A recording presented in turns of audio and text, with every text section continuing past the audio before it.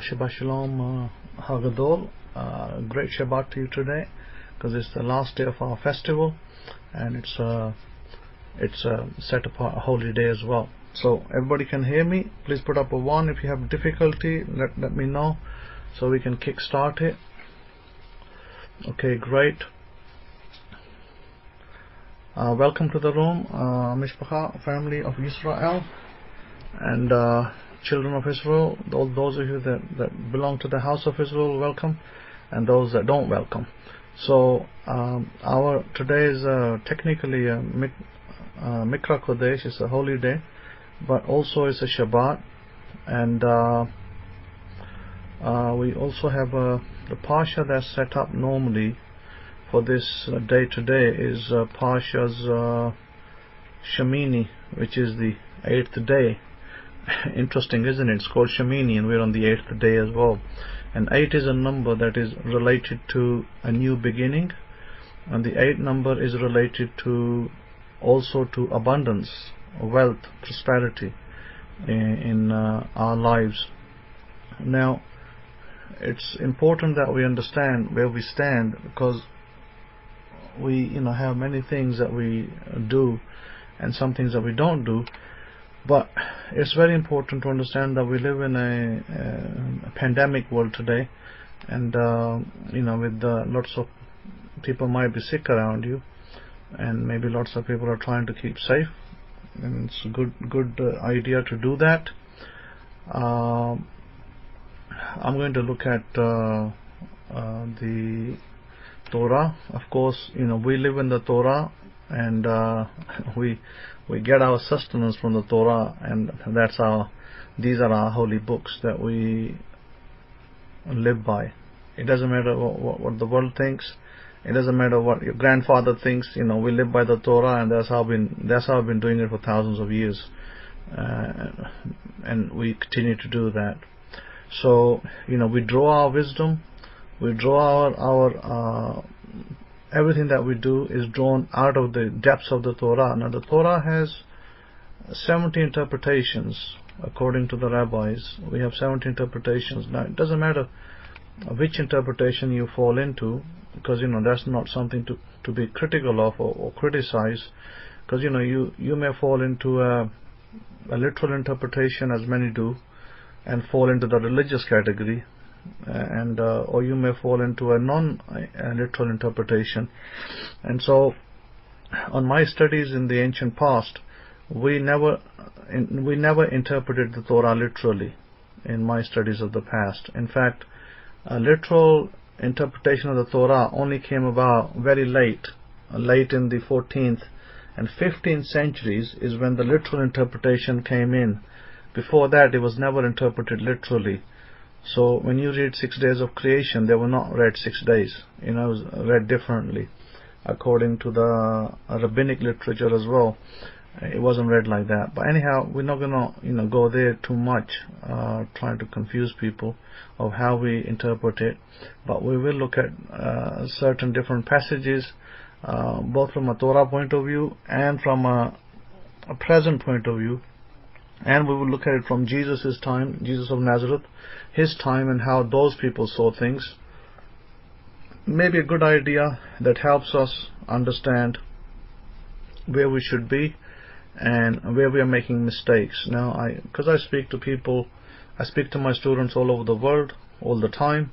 They either write to me, or somebody might phone me, or they might send me a text. There's all sorts of ways of communication these days. So, having said that, what I've found is generally, because I'm going to hit on some areas which are pertinent to all of you, and those are the areas of success and failure. Now, success and failure, I speak to people and ask them, because they've been following my teachings for many years, and some people are doing better than others, and some people are doing exceptionally better than others.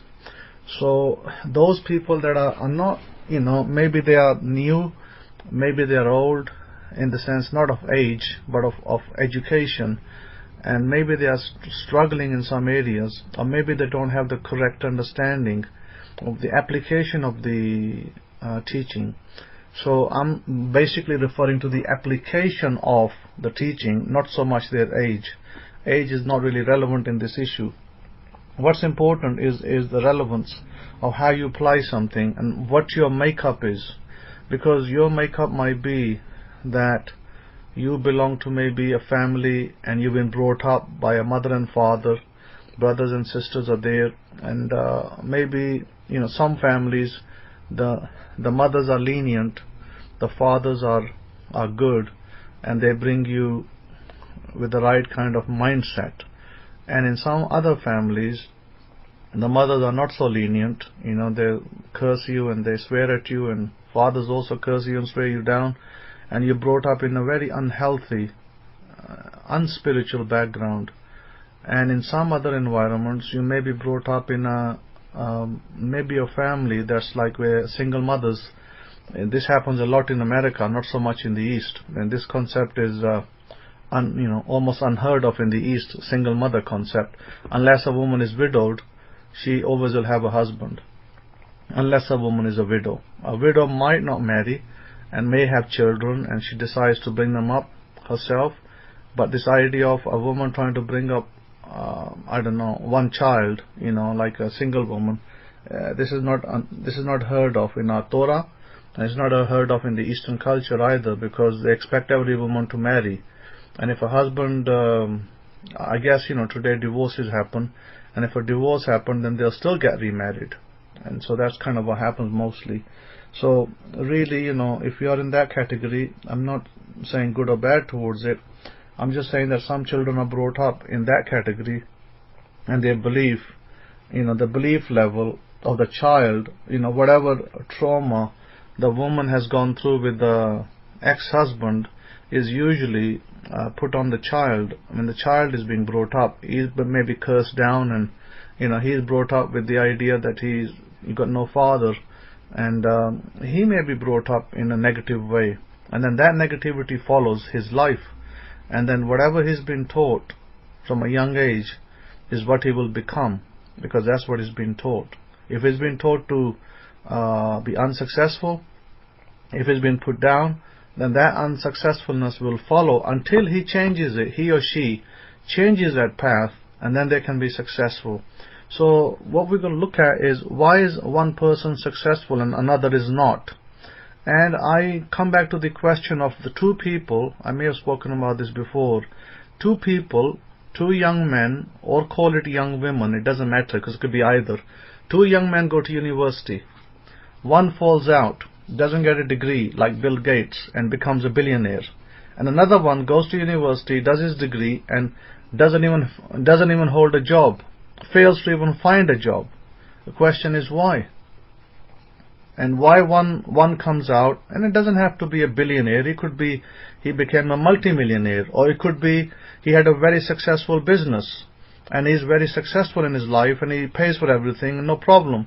Whereas another person who has diligently studied, memorized passages of his books, he's memorized all his books, but his memories got him a piece of paper, but he never got anywhere beyond that piece of paper. Maybe he held one job, then he got made redundant. Then he held another job, made redundant. By the way, I know somebody like that. I know somebody like that who was made redundant several times. And he did have a piece of paper, yes, he had a degree. So the thing is this, that this is not something that I'm making up. It's something that happens in life all the time. You will know people like that happens to all the time. Somebody with a degree and now they don't have a job. In America especially, not in so much in England. England nowadays you have something of a debt from your university days, because you have to pay for your lodgings and food, and mostly the tuition fees were paid in England. But in America you have to pay the whole gamut. You have to pay the tuition, the lodgings, the food, and you may walk away with $100,000 debt, maybe possibly more. And maybe some rich billionaire comes along and he waves his arm of benevolence, and your debt is forgiven. Or maybe you might be one of those people who's still struggling to pay your university loan off. And I know people like that too, still struggling to pay the university loan off because they have a big loan. Some people walk away with $70,000, some with $100,000, some with $140,000 loans. before they even got a job. So why is it that two people, one succeeds and one doesn't? Why is it that some of my students, one becomes, starts earning $100,000 and another one fails to find a $50,000 job? Why? And the answer is very simple. The answer is you. It's not the teachings, it's how you applied the teachings and what your mindset is. Because here is what I found. I found that if you as a person, and this is something that I wanted to, I'll come back to this. I'm going to put a little pause on this. I'm going to go back to the teachings of Shemini, Parshas Shemini in the book of Leviticus, chapters 9, verse 1. It says, it came to pass on the 8th day that Moshe, called Aaron and his sons and the elders of Israel. Now remember that the elders of Israel were, Torah educated people. They were not university educated, they had Torah education. And there were 72 elders together. And it says, he said to Aaron, take a young calf for a sin offering and a ram for a burnt offering without blemish, and offer them before Yahweh. Yud-Heh-Wahi. And the children of Israel, you shall speak, saying, take a kid of the goats for a sin offering, and a calf and a lamb, both of the first year, without blemish, for a burnt offering, and a bullock for a ram for a shalom offerings, to sacrifice before Adonai, before Hashem, before Yahweh, and a grain offering mingled with oil, for today Yahweh will appear to you. And they brought that which Moshe commanded before the tent of the appointed times, and all the congregation drew near and stood before Yahweh. By the way, this is a reading from the Abrahamic-Faith, Hidden Truths, also called the Hidden Truths Hebraic Scrolls, and Abrahamic-Faith, Netzorim Hebraic Study Scriptures, Bible. It's a translation that I did myself over many years, and it's a wonderful translation. It's one that you must have as a study guide. I don't care if you use KJV, you use NIV, but this is a must-have in your tools, because this will direct you and guide you much better in many areas. And it says that it basically goes on to say that Aaron and his sons were commanded to bring offerings, and they were to bring them to the altar that they built. And then Aaron was to take the blood and dip it with his finger, and essentially says that there were certain parts of the offering, like the fat, the kidneys, and your readings may not say that, your reading may say something else. It says the fat and the kidneys and the lobe above the liver, for a sin offering, he burnt upon the altar. Now why would God say to Aaron, hey, bring the kidneys, the lobe above the liver, well, you know what we're talking about, the gallbladder, the liver, above the liver is a gallbladder, and the sin offering, and it says that the kidneys, why these items? Because according to Chinese culture, and I studied Chinese medicine for many years as an acupuncturist and a herbalist.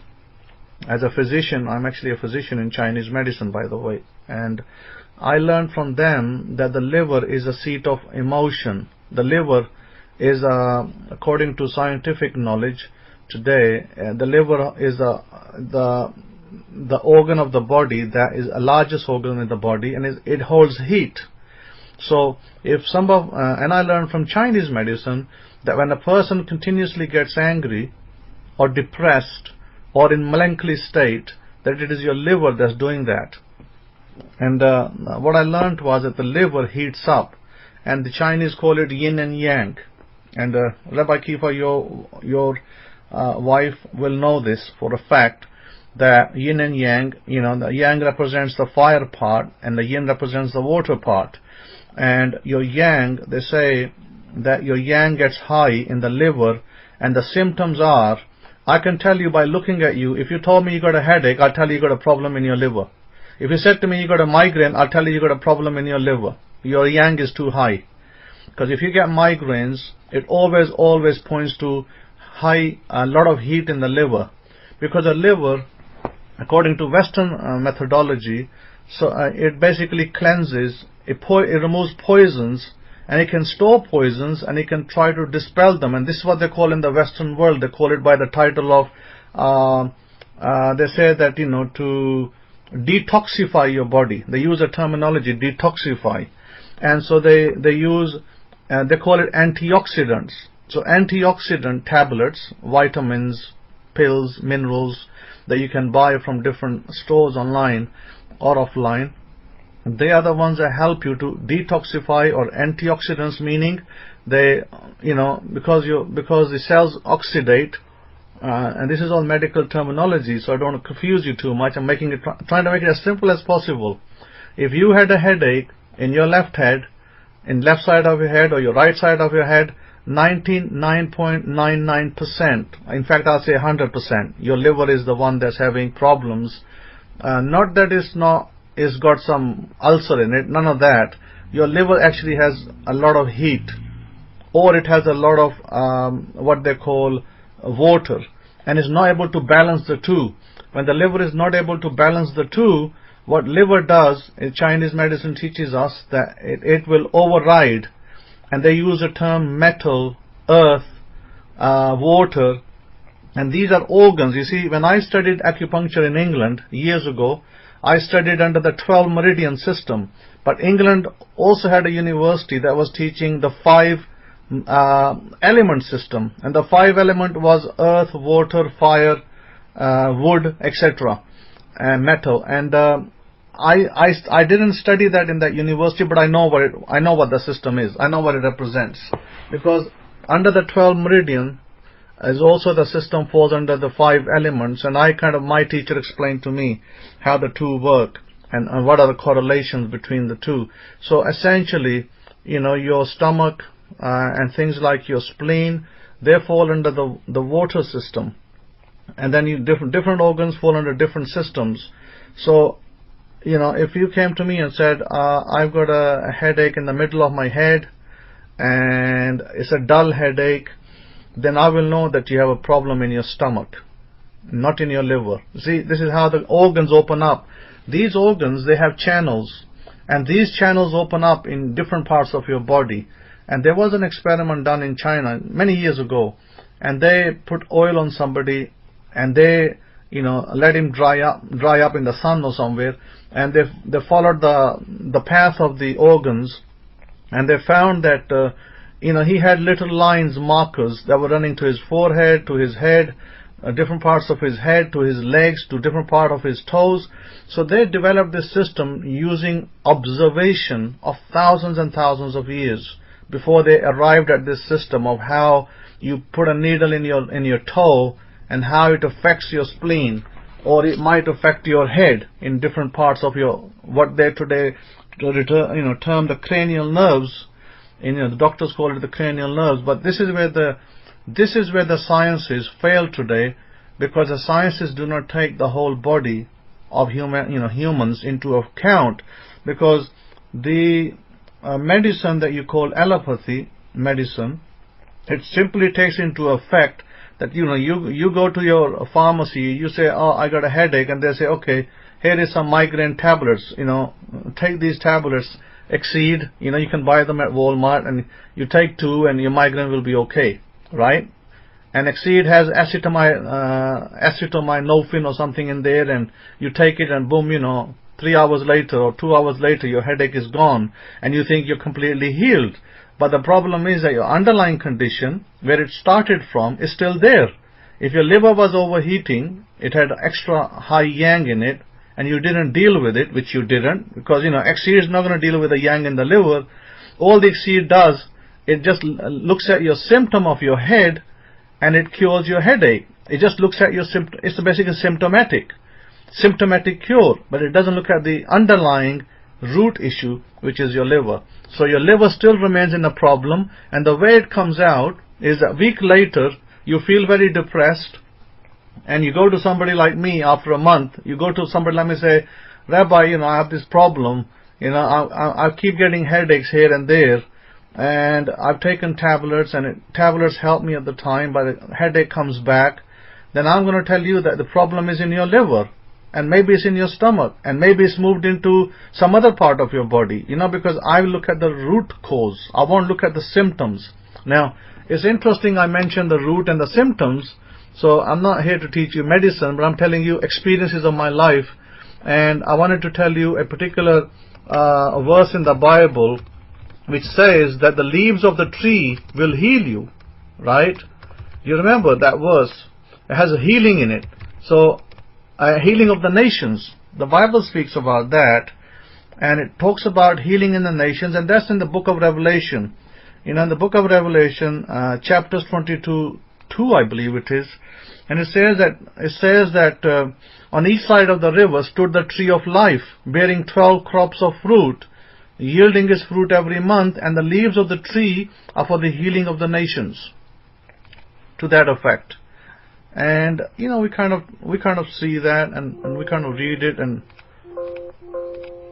I don't think that many people even understand what that verse really means, other than that they take it literally for healing of nations, and they leave it at that. And of course, the book is speaking allegorically, and I could say the book is speaking physically, because it talks about the pure river of water of life, clear as crystal, proceeding out of the throne of God and of the Lamb.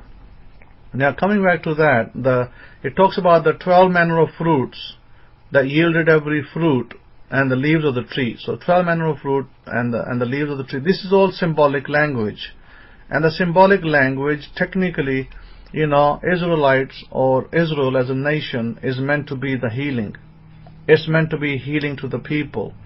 And you can use the term leaves, and you can use the term tree. So who is a tree of life? Well, Israel is a tree of life, and Israel is the healing leaves. It's both all in one together. And it depends, what you've been taught as a person, and what you believe, because it's the belief system. So I'm going to kind of move away from the spiritual into the physical. Let me go back to the physical again. The book of Isaiah. If we go back to the book of Isaiah, and I believe it's chapters 65, and chapter 65 in the book of Isaiah talks about a time when the nations will kind of, not be fighting each other to draw blood, and it talks about a time when there will be reconciliation, and there will be understanding, and that people will be dwelling without fear, and people will be blessed with different aspects of their life. And it also, within the same book of Isaiah, it speaks about the infant, how old an infant would be, how old a man would be, and what would happen, and different things. It speaks about salt. And also we find that similar references you can be found in the book of Ezekiel, where it speaks about these things, and it talks about the sea becoming living, what they call the Dead Sea today, that becoming living. It becomes a living sea and not a dead sea, and that how it will help you, how the salt are meant to be for good as well, that people will eat the salt. Now, referring to the sea salt, many people know today that most people today, as priests, as Kohens, we have to offer salt on the altar as well. Whilst in the ancient days when we did the burnt offering, we also offered the salt, and therefore that was one part of important ingredient that we used, and it's a very important ingredient that you use in your food today, as well in your homes. And so I recommend to people all the time that don't ever consume sodium chloride, just general sodium chloride, cheap $1 salt out there. Don't eat it. I tell people that if you want to eat salt, and of course salt is good, then you should eat salt that is either from the sea or either from the mountains. So in Pakistan they produce a lot of pink salt, and they sell it over here, call it Himalayan salt, pink salt. It's very, very good. Got 82 minerals in it. Really good for your body. That's what you should consume. If you consume salt and you like it, I do. I like salt and I eat that. And it's rather inexpensive over there, but it's expensive over here. And the sea salt, I've had sea salt for many years now, and I don't eat the other salt, because sea salt's what I kind of brought up on. So I would guide you to always eat sea salt or pink salt. Those are the only two salts that you should be eating. You should not be eating the third type. And just because it's $1 cheaper doesn't mean you should go for the cheaper item, because that'll kill you at some point. But the other two salts will not kill you. I have a friend in the East, and he was on his regular salt, and I got a whole bag full of pink salt. I ordered it, and I said to somebody, give me 50 pounds of pink salt. And they brought 50 pounds of pink salt in my house. and I was dishing it out to the family, to my different relatives, sending a kilogram each to different people. So I gave it to my friend. I gave him 2 kilos. I said, take this to your house and don't ever eat white salt again. Eat this salt. And he had heard about it, but he never ate it. And it's right there, it's in that country. The country produces it. And so they ship out tons of it to Bangladesh, to India, abroad to America. Tons of it goes out every year. And they make a lot of money out of it in the other nations. So to me, right, the nations getting healing from the house of Israel, or house of Israel being a light to the nations, is synonymous with somebody like me, or maybe you, part of the house of Israel, going and giving out salt. Think about it. We are healing people by just doing that. And I gave him that salt, and he had blood pressure issues. And he came back to me 3 weeks later, and he said to me, you know what, my blood pressure is gone down. I'm not getting the problem with my blood pressure since you gave me that salt. I said, so you're eating that pink salt. Is your wife using that for the cooking? He said, yeah, my wife is using that for the cooking, and I've noticed that I don't get blood pressure now. So, point taken literally, that when it's speaking about allegorically, that the tree is a man or the woman, and when the leaves are you and your works. So you through your works are healing people. And so that's what we do as a people. And when the book of the Torah says that Aaron and Aaron's sons were commanded to do the sin offering first.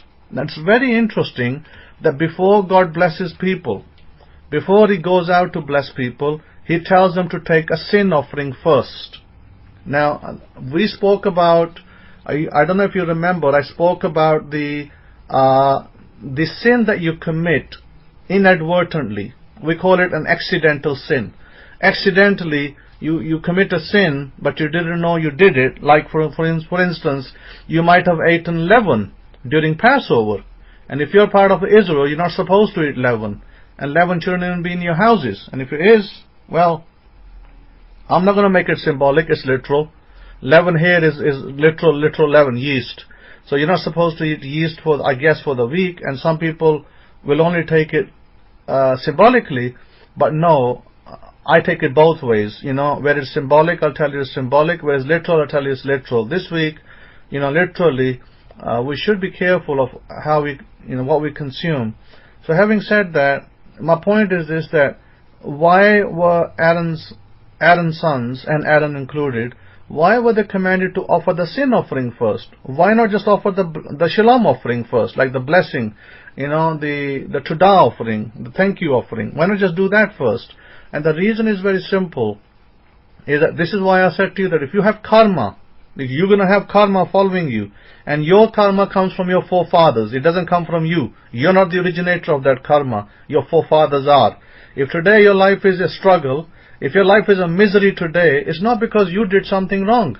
It's because what your fathers did. It doesn't mean your dad. It means that your great-great-great-great-grandfather, what they did wrong, it follows down. It follows all the way down to you.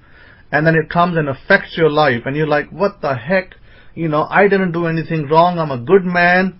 I'm a good woman, you might say. Why am I getting all this? Why am I getting pushed back? Why am I getting unproductive? And why am I not getting blessed? And usually, 9 out of 10 cases is your karma from your forefathers. It's destroying your life, it's giving you disease, it's giving you unproductivity, and it's giving you unprosperity. You got no prosperity, you got diseases to deal with, you got all sorts of problems, and it is karma. So how do we deal with karma? Well, I told you that you have to come before a priest, that's myself, or a similar person like me, who is put in the gate in your country or wherever he is, maybe in Israel, maybe outside Israel, and you got to go to that priest and say, I need to offer a offering for inadvertent sin. And with that, I want to get rid of my negative karma that is coming down from my stupid forefathers who've been committing all sorts of ignorant sins against God. And I need to get away from that, because I don't want to lead that life that they led. I want to lead a holy life. I want to lead a simple life, a happy life. And this karma, it seems not to be leaving me. I've got, you might say you have diabetes, you have blood pressure, you have heart disease, and maybe 10 other things. So that's what the karma offering does. Shagiga, we call it the Shagiga, that what it does, it deals with the inadvertent sins. So why Aaron's sons were commanded to do that first, before the blessing. Remember, the blessing comes after. So before the blessing, you're supposed to remove the karma, the negative karma of people, and that was removed through the sin offerings. When the negative karma goes, then the positive can come. If the negative is not removed and all you're trying to do is bring the positive, you're going to find it's not going to come. You're going to continuously fail at it, and you're not going to know why. So that's one aspect of it. Today we say that's about equivalent of a $200 offering to remove your forefathers' karma, number one. Number two, why does two people, one comes from university or high school, you could call it high school over here, why do two people, one succeed, one fail? It's very simple. It's what their mindset is set at. One person comes out and says, I am successful, or I am going to succeed at such and such. This is my aim. Another person comes out and he's got all this crap from his mother and his father, and all they taught him is negativity. All they taught him is how to be a loser. And so that child carries that into his psychology. And that child, can get his little degree, he can get his little piece of paper, but he will never succeed. Why? Because unfortunately, because of his mom's or father's constant talk of negativity. Okay, I've got no reconnect issues over here, by the way. I'm kind of connected on a fast broadband. Are you guys having audio issues? I'm kind of connected okay. I didn't get a disconnect here. But what I will say is that this is being recorded, so it will come out crystal clear in the recording. And if you're having problems with issues, then I simply say, listen to the recording that I put on later in the afternoon on YouTube, and you'll be fine with that, in case if you disconnect. So no worries. So having said that, if you can't hear, you're going to restart your systems, but mine is mine is going okay. I've got no disconnects over here. So coming back, since we're on such an important topic, you guys are getting all sorts of problems. Okay, so my point was this, that you're gonna have to deal with your sin. Sin meaning, what is sin? And I explained to you that sin is simply it's what I call failure to hit the mark. According to the Torah law, sin is simply failure to hit the mark. You do not hit the bullseye. That's sin. So, or you could call it limited way to think, or you could call it anything else if you like. But it doesn't make you a murderer. It doesn't make you an evil person. No, that's not sin, by the way. So that's totally seen as differently. So having said that, we had to deal with your karma first, and we had to deal as priests, as Kohens, we had to deal with your sin nature, meaning that your failure. Let's call it failure nature. We had to deal with your failure nature. We had to first make sure that we dealt with your failures before you could succeed at your other things. And that's the bottom line, is that when you are seeing failures, when you are seeing disease, you should not be seeing disease. If you're seeing disease, there's a problem. And you need to ask yourself, what is that problem? Is it that I didn't deal with my karma? I'm pretty sure most of you did not deal with it. You still got to deal with it. So it's only a one-time event. It's not like you got to do it every year. You only deal with it once, and that's it. It's done. You do not continue to do it. You don't do it every week or every month or every year.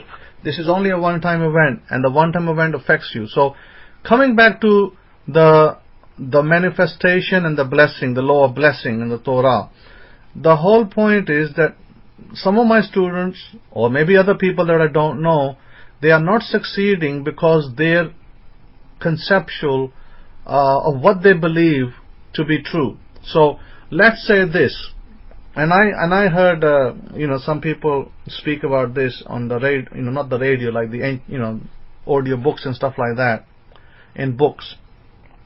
Somebody said to the effect of that somebody might say, I'm a millionaire, continuously, or currently he says I'm a millionaire, but he doesn't get there.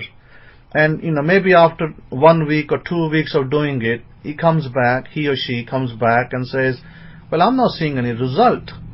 And the doctor said the reason why the good doctor said the reason why you're not seeing result is because your mindset is counteracting you.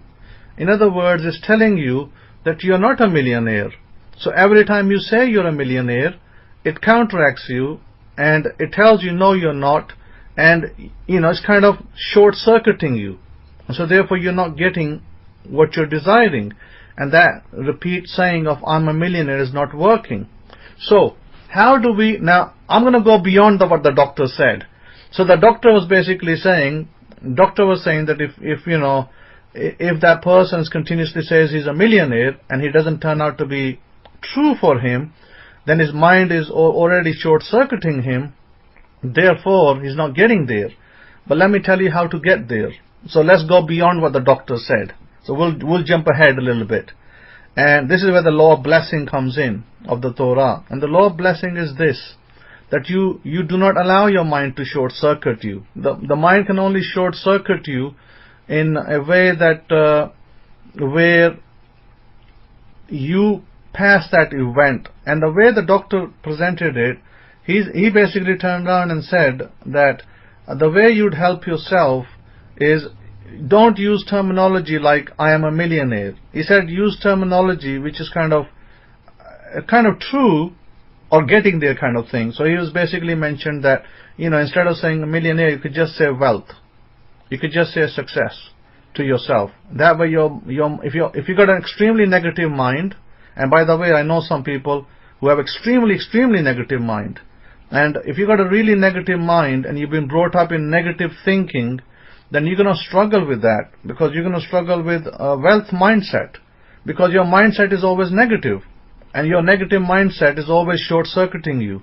Because when you're trying to say you're a millionaire and the mind is saying no, you're not, and then what happens, it short-circuits you and you don't get there.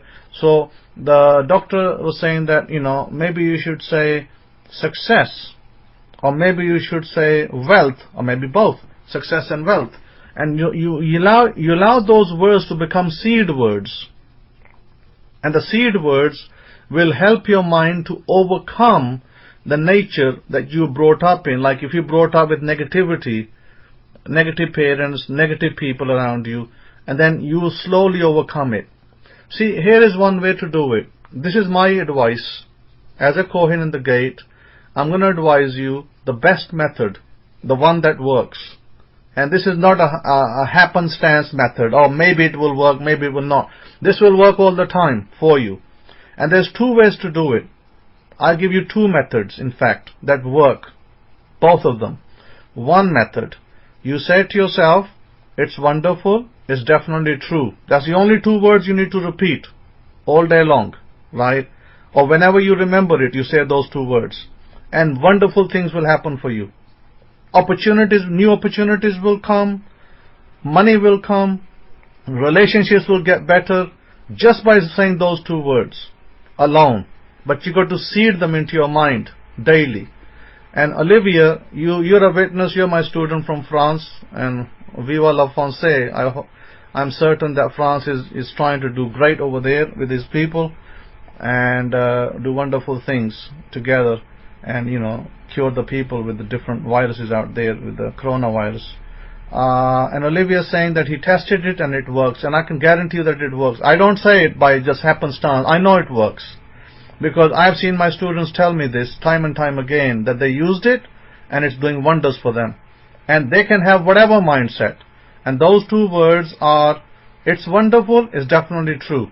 That's all you got to say. It's wonderful, it's definitely true, and nothing else after that. Those two words alone are magic words.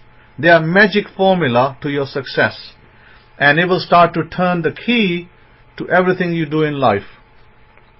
Now, what about the other formula? The other formula is very simple, but for that you need a little bit of software, a little bit of software knowledge. You don't have to be an expert, you don't need to be an engineer like me, you just need to be somebody who knows how to use audio software.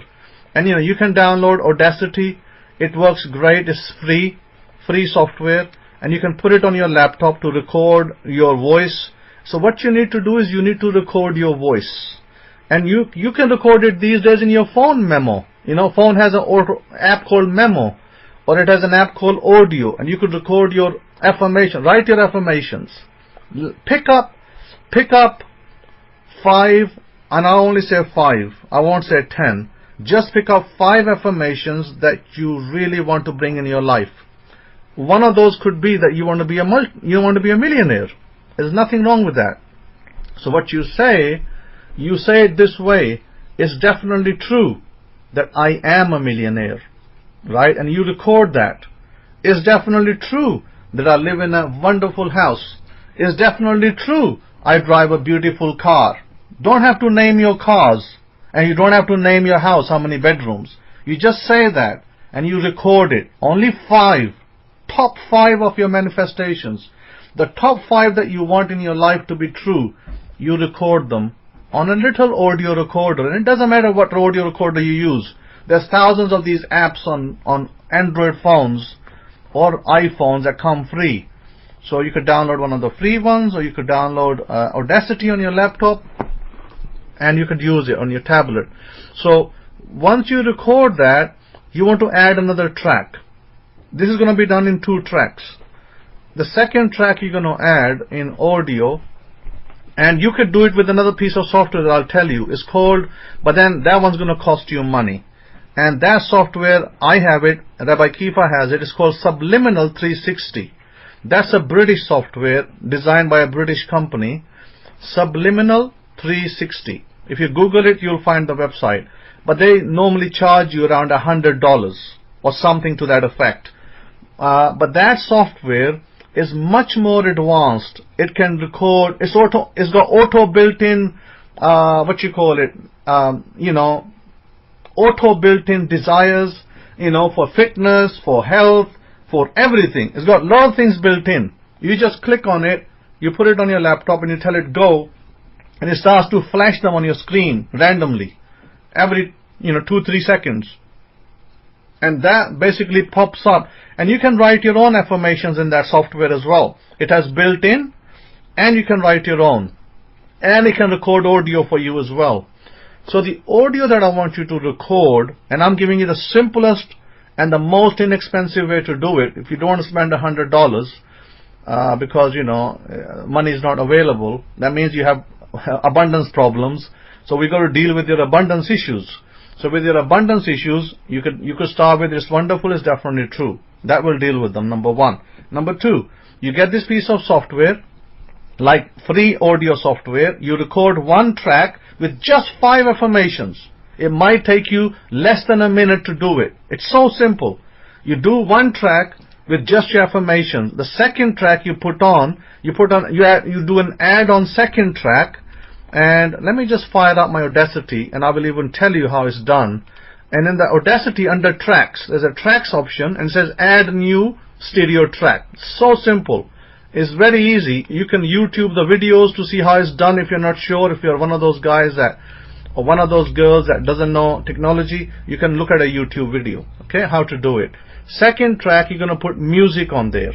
Any music that is, free to you, or you can download it free, or maybe it's royalty free or something. Any kind of music that you like, okay? You put it on the second track. Now all you got to do is lower the amplification. Like your main track, you got to lower the amplify on it to maybe, let's just say -5, -5. And there's an option called amplify in Audacity, and it's under the effect. Under effect amplify, you just open it and you say -5 and allow it to clip, and it'll just go boom, and it's done. And so it'll lower your volume. It will lower your first track volume to where it's maybe become -5. And if it was like a normal volume, you hear me like I'm speaking now. But if it was lowered, my voice will go real low, it'd still be there, but it's real low, and you can't make it out correctly, but it's there.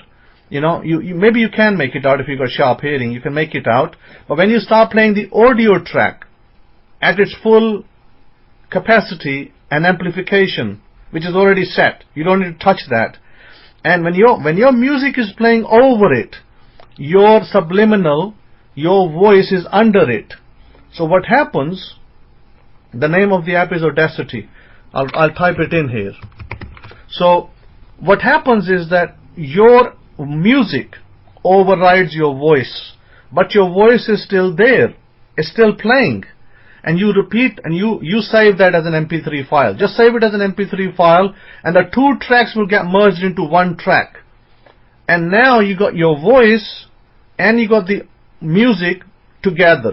So you hear the music and you might hear a little bit of your voice in there, which is, you can't make it up, but it is there. Okay? So it is still there, and you might make up some words here and there, you might pick up some words, but you may not make up exactly what words that are being said. So what you do every night, you sit down. I'm giving you $1 million formula over here to success and health and wealth. And nobody teaches you by hand, by the way. Nobody teaches you like this, like I do.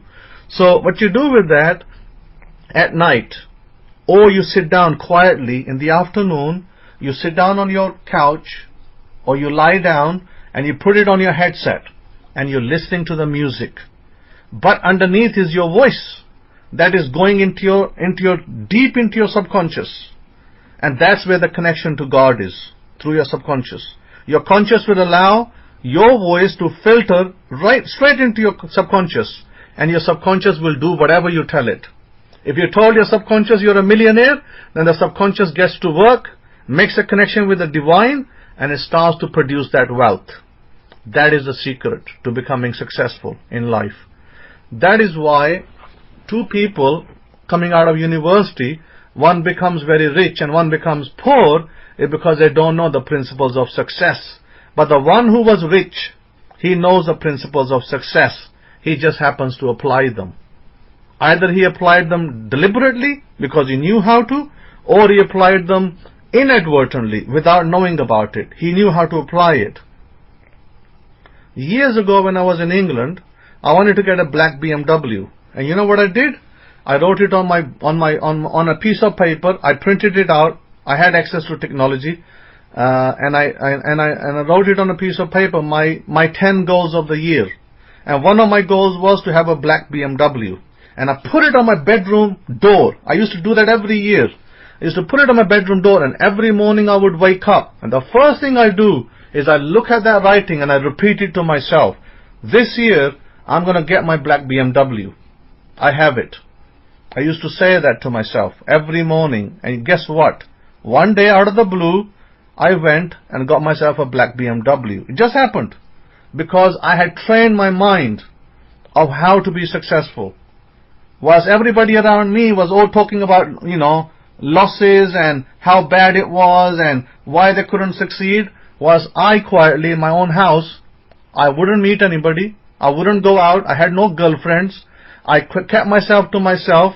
The only thing I did was go to my taekwondo club and stay home and do my job, and I would just do that quietly, minding my own business. And guess who was the most successful person in the family? You're talking to them right now. And it's the same today, by the way.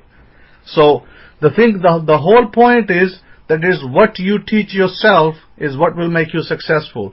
Even today, in 2021, I am the most successful person of my family. And my brothers are lagging behind me. And my brothers are not far behind, but they are still behind me. And I'm still more successful than them put together. So my point is that God blessed me tremendously, Baruch Hashem for that, but I learned the lessons of success through hard knocks.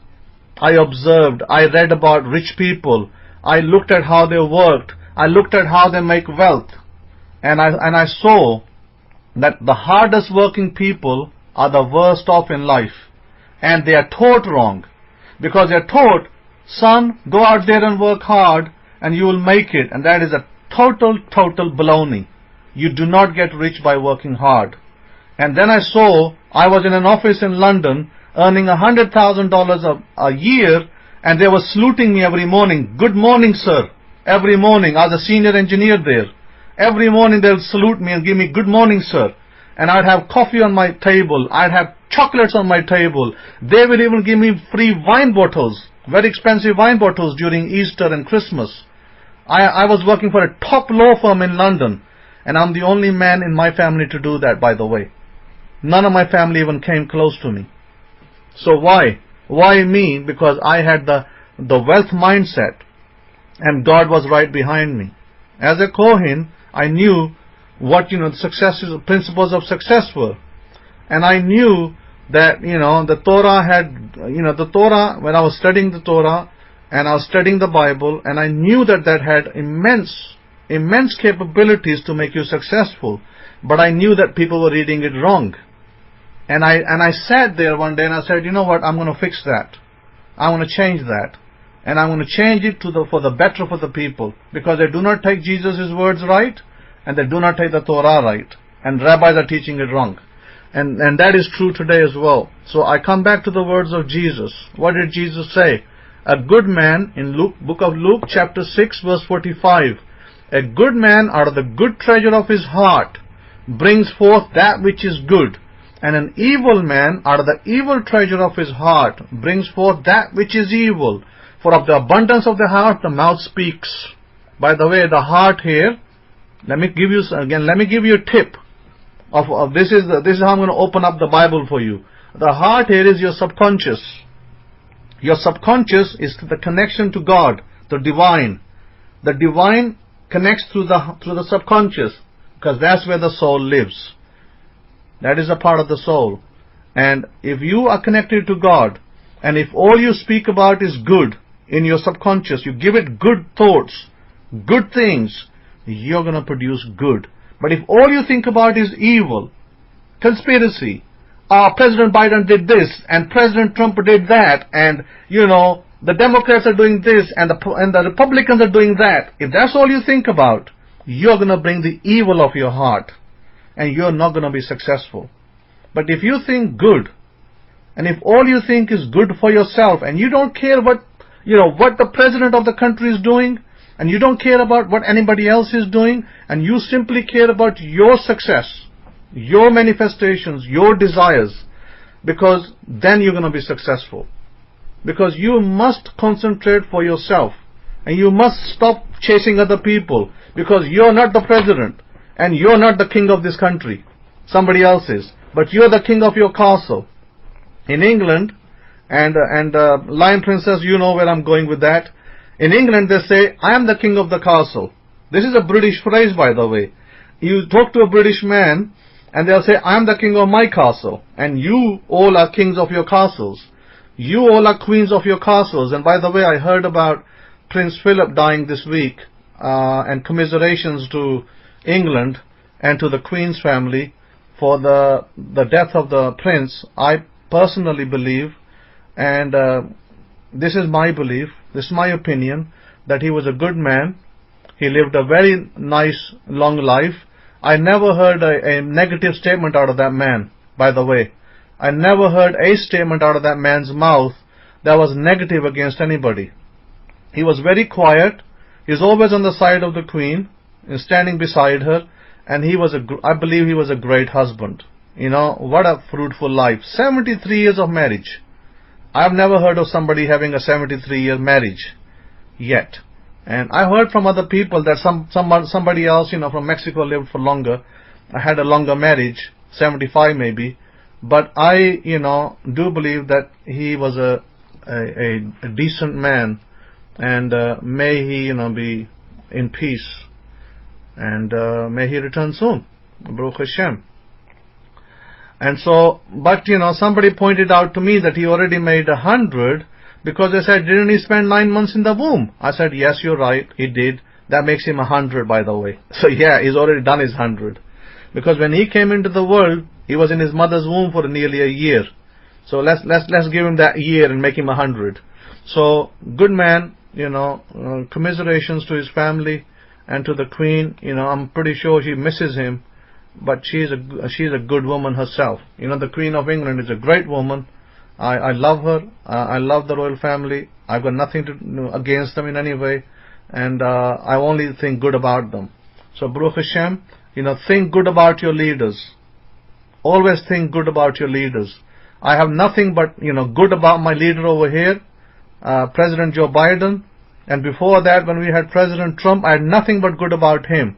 I will never ever stand before my leader and put him down.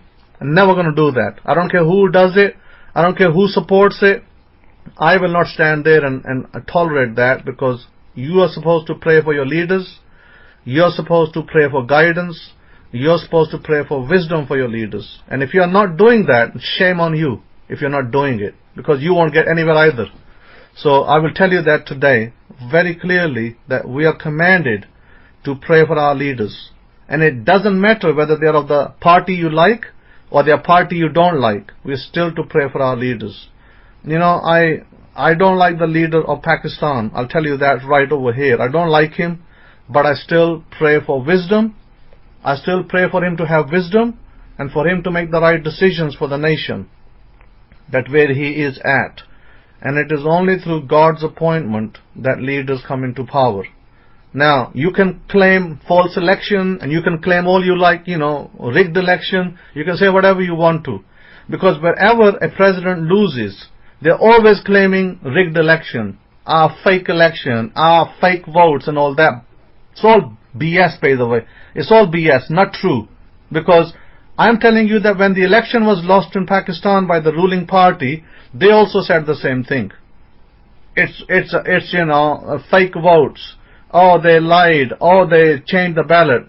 And this happens in every country. We're not talking about Pakistan here. Not talking about England. Not talking about America. Every country where there is a vote and the leader loses, they will point fingers at the other and say, oh, they cheated on us. This, by the way, let me tell you something. You might learn something from this. This, by the way, is what I call a straw man. It's a straw man to cheat and deceive the people. And that's what leaders do. Majority of these leaders that lose their elections, they cheat and they lie to the people to make them on their side, because they want your support and anything you believe, because they are giving you suggestion. By the way, this is suggestion. They're giving you a suggestion and they're saying to you, hey, I lost the election because of that person did fraud against me, and you believe it. Now you are the biggest fool on this planet for believing such a lie. I will warn you of that today, because again I come back to the Torah and even to the New Testament writings, that where they tell you that you must pray for your leaders. And I'll give you an example.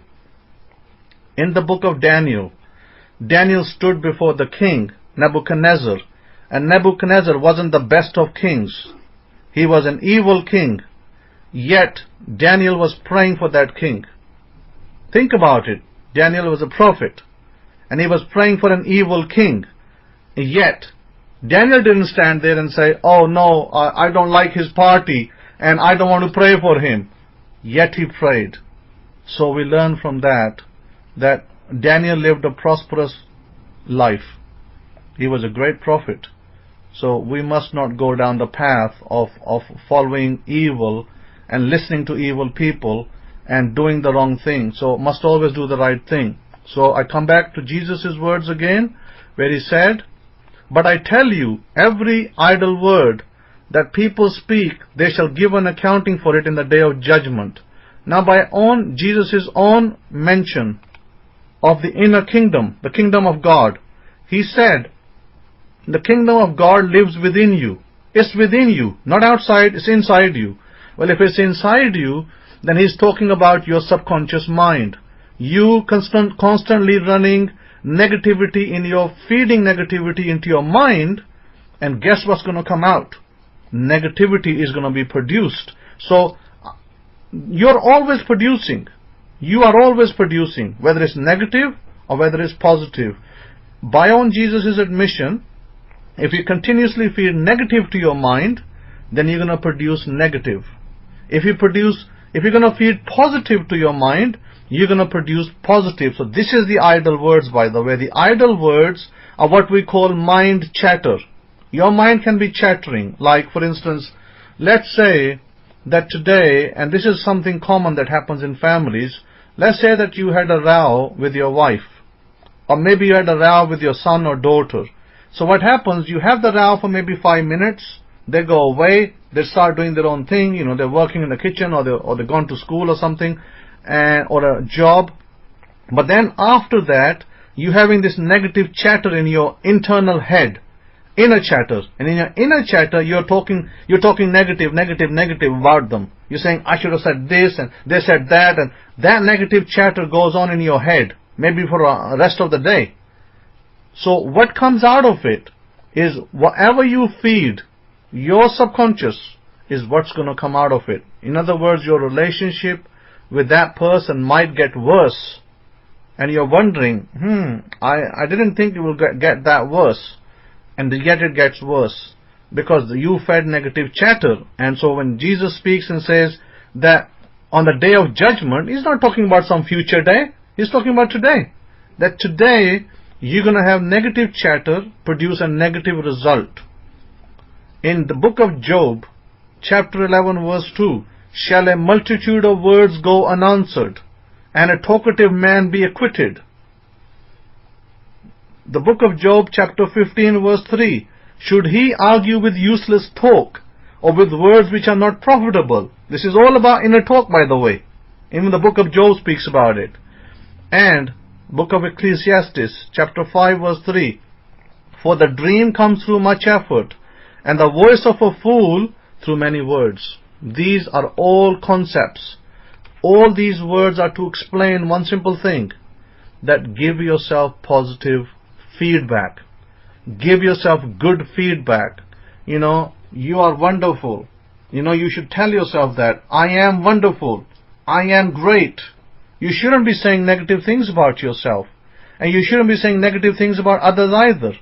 So when you're having a problem with somebody, you should say how wonderful they are, not how bad they are. Because when you want to change somebody, change it on the inner self, change it on your inside. Whatever is your inside, it will be on the outside.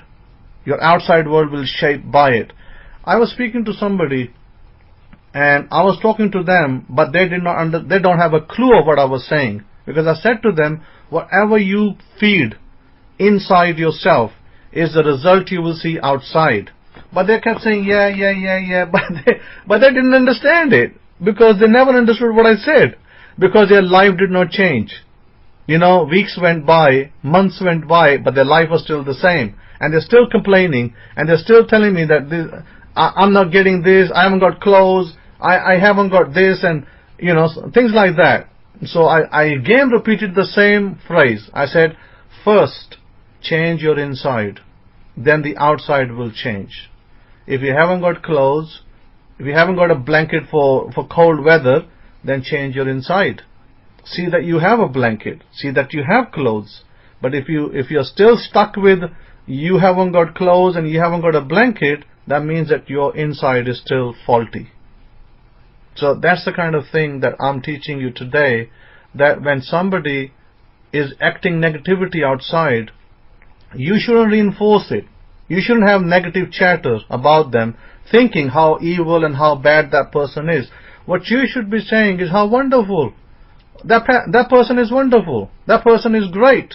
Then when you start doing that positive chatter, then what you'll find is that that person will start changing. Their habits will start changing. Their demeanor will start changing. And they will become the wonderful person that you want them to be. Because surely, you want them to be wonderful. You don't want them to be negative.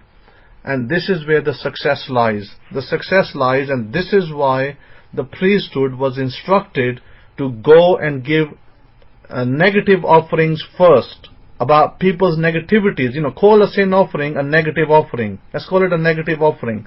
So a negative offering was issued first, and then the positive can come. So the negative has to be dealt with first, and then the positive. And the food laws, they're in the same chapter today, the food laws in chapter 11, where it speaks about the food laws, about animals, their properties, and what food to eat and what not to eat. All of those food laws are to do with positivity. If you eat foods which the Bible mentions as permitted, then they are positive foods. They will give you positive aura. They'll bring positivity into your life. And so if you eat a pig, let me just make it straight. If you eat a pig that lives and eats dirt and mud and eats her own children, what are you going to bring out? If you eat muck, you will bring out muck. If you eat good, you will bring out good. That's basically it. And it's up to you. Do you want to follow the good, or do you want to follow the negative? It's up to you. So with that, I leave you, and I say that have a great Shabbat, a great holiday, and I hand it over to Rabbi Kefa. Todah, Shabbat Shalom, Shalom Shalom.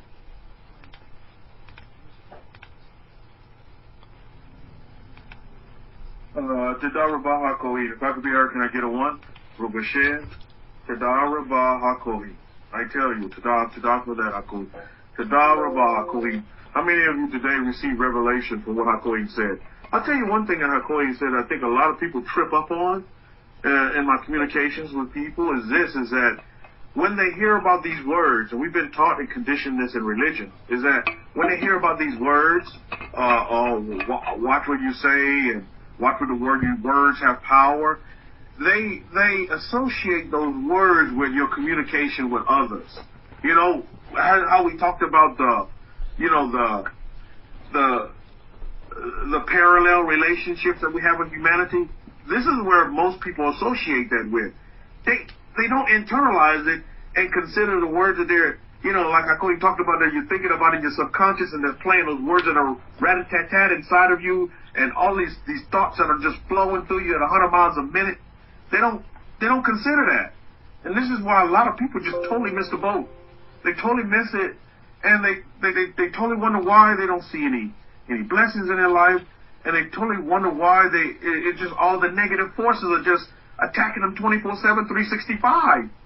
Is because they're not afforded the opportunity. They can't see the road for the trees, so they're not afforded the opportunity to deal with the inward parts. You know what I mean? The inside of the individual themselves, because their focus is on, I have to be careful what I'm going to tell this next person. I gotta watch my words and guard my words on what I say to individuals, when it must be internalized first from the inside. And this is why I spent this high holy days, just, every day it's a tradition for me just to keep watching the Charleston Hesitant Commandments. And one thing that came to me while I was watching the other night with Nakshan, me and Nakshan watches it, I tell you, he loves the part where the fire comes in. They get to the Sea of Reeds, and then that fire comes up from the heavens. Oh my goodness, he looks at it, he said, fire, fire, fire. He loves to see the fire. In the burning bush, when Charleston Heston went up to the mountain and saw the burning bush, is another favorite part for my son to watch as well. But when I was watching that with Nakshan, when we sit there watching the movie, you know what word came to me? Was this word. The word,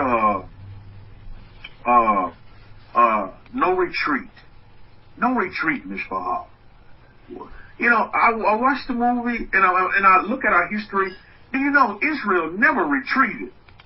When Israel had the mandate and did everything that was proper and in form with the establishment of the Torah written by Moses, there's no such thing as retreat for us. And in the spirit of the religions and their love of Jesus and their Easter that they just celebrated, what needs to happen with us is that in our minds, within our own selves, we don't need to retreat. Retreat is not an option. It shouldn't even come up. But yet in our actions, we retreat in a lot of ways, because we tend to fall back on those, old habits, as I might call them, or those things that we've been conditioned and taught for a long time. And we fail to realize is that we need not do that retreat, but we need to resurrect ourselves, resurrect our minds. And this is what Akoin was teaching in this lecture. It was beautiful. Is that we need to resurrect our minds and our thought process and how we think and how we speak to ourselves. We don't need to retreat and go back to, just like my daddy said, I'm never going to be nothing. Our whole family, we never going to travel. We never going to go anywhere. We never going to see anything. We're going to stay in the boundaries of whatever your boundaries may be that you draw for yourself. But we need to resurrect our minds to the point where we're saying there is no such thing as boundaries. You see people walk around with these T-shirts on. They say, no limits, or, no limit, no limitations, no limits. You know, all kind of, slogans that they put on T-shirts these days. But I saw one other day when we had no limits on it. I said, that's great. You don't limit yourself. You don't put limitations. You don't put boundaries that have been, facilitated and placed, up for many years, many generations in these nations that we've been in. You don't have to have that. You don't have to retreat back to those boundaries and say, okay, well, maybe they were right. You see, these are the internal talks, these internal battles and wars that take place. And these are where the words are really spoken, and this is where, the battles are really won within inside of yourself, within inside of ourselves. When we begin to deal, just like I tell you, what a brilliant lecture. What a brilliant lecture on many different levels. But again, the book of Leviticus is not my wheelhouse, and not my specialty. I'll be the first to tell you. I'm not a Kohen, and I didn't stay on Holiday Inn last night. But I like to say I'm so happy that this weekend my sister came in. My sister came in from North Texas. She's here from Killeen area, and so we're spending time with her. Now, Child is actually, we camped out last night in the backyard. He's in the back garden, sleeping in a tent right now as we speak. So we're making wonderful memories and having wonderful, fellowship and time together, and it's just beautiful. I love my sister forever. But so during these times, Mishpachah, it's important for us to understand, the importance of, and if you don't like the word resurrection, another word that, because we don't retreat, so what's another R word that we're going to come up with if we're not retreating? Then we're going to resurrect, or we're going to reconstruct. Because we're always talking about the conditioning. So we need to reconstruct the way we utilize that thought process. But again, all of these are words on the surface or at face value. But again, how do you do it? Yeah, Rabbi, you said reconstruct, but how's it done? And I would be remiss if I didn't really break down and show you right here, again, in the book of Leviticus. Like our Queen always says, and like I always say as well, is who do you listen to? When it comes to Israel, who should we be listening to? Who should we be following?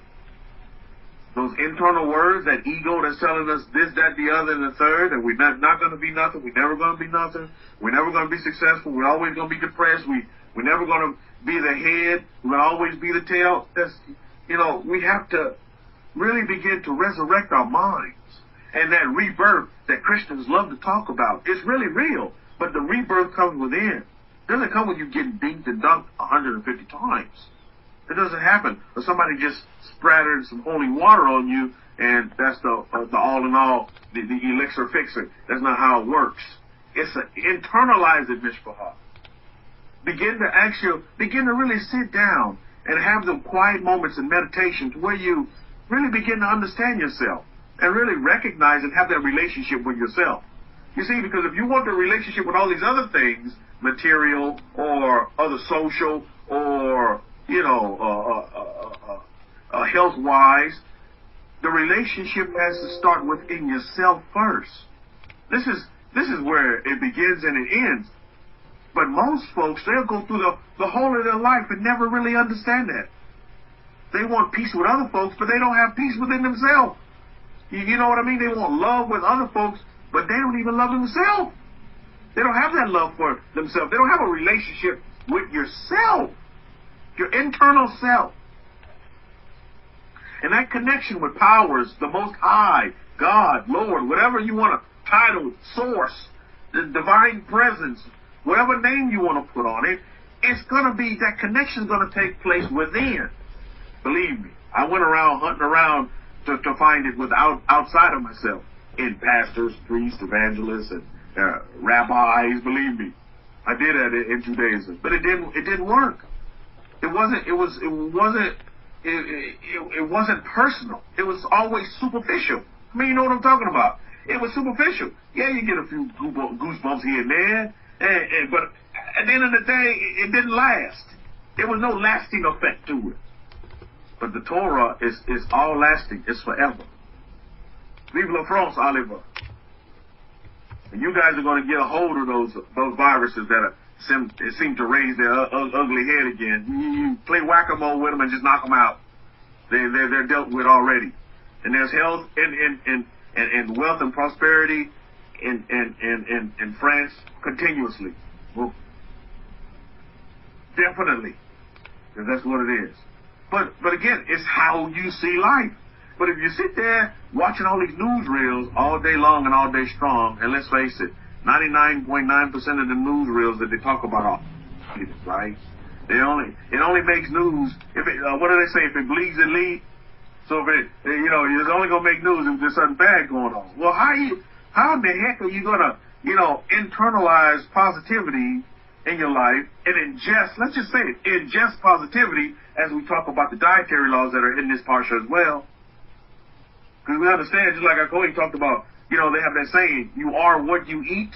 That's true, because the main person was, well, why aren't you permitted to eat blah, blah, blah, and blah, blah, blah, and why are you only permitted to eat blah, blah, blah, blah, blah, blah? Because when you look at it at the ground roots level, you look at these animals and insects and whatever it may be, these creatures that walk the face of this earth,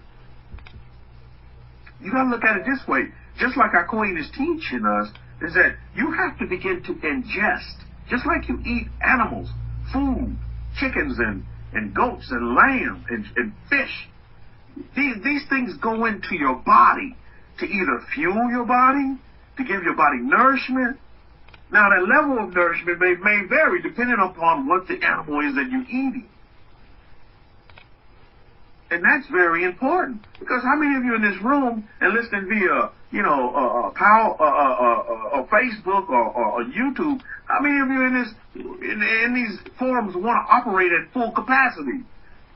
Continuously. You want your body to be operating at full capacity. Or do you want half?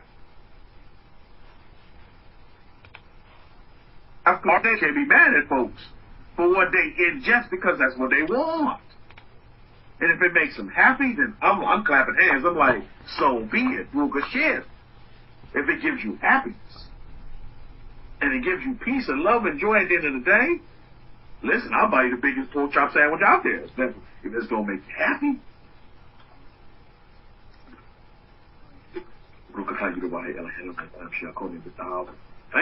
Thank you. So these are the things that we have to look at and examine going forward. Is that there has to be a reconstruction, a resurrection, so that we don't fall into that trap of just retreat and going back to that default setting that we've been given and that was placed upon us from the very beginning. Not the very beginning of time, but the very beginning. Shabbat Shalom, my son. Shabbat Shalom, my son. He's up in all his glory. So these are things that we need to consider going forward, Mishpahah. Is that we want to resurrect, and we want to reconstruct our identity factor. And that identity factor is within ourselves. So if you don't love yourself, how you gonna love somebody else? If you're not at peace with yourself, how you gonna have peace with others?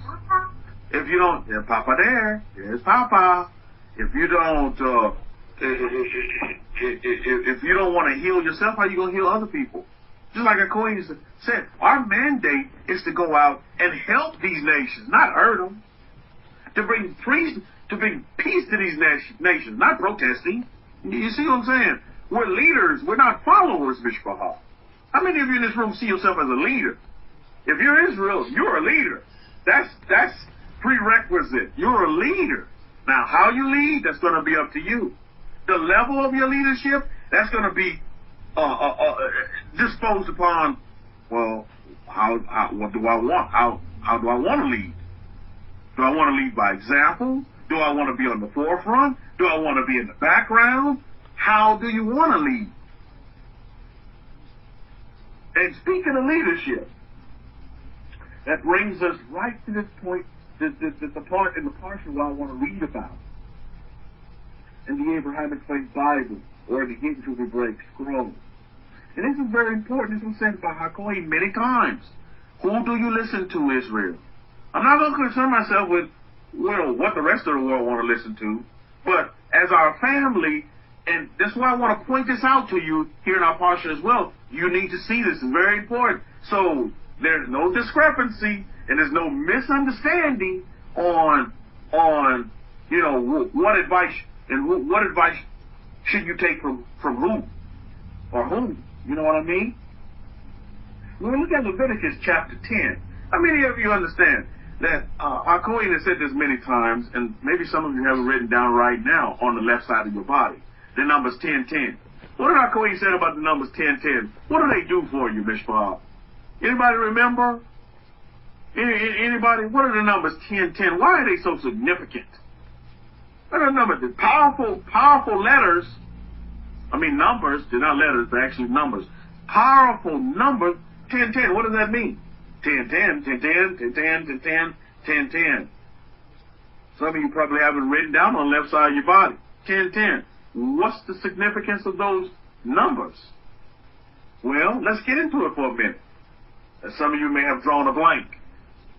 Look at Leviticus 10:10. let's get to the meat and potatoes of it here. Again, I read from the Abrahamic-Faith Bible. That you may distinguish between holy and not, and between clean and unclean. My goodness. This is deeper than what it really is when you begin to understand it. The wise will understand that you may distinguish. How many of you want to go through life being able to know what is holy and what's not? Because you've been told many times, oh, this is holy, do this, this is holy. If you say the rosary, that's holy. If you speak in tongues, then you're holy. But how many of you really want to know, be able to distinguish between that which is holy and not, and that which is clean, and that which is permissible, and that which is not permissible, according to, the writings of Moses? You see, it's very important that we understand this.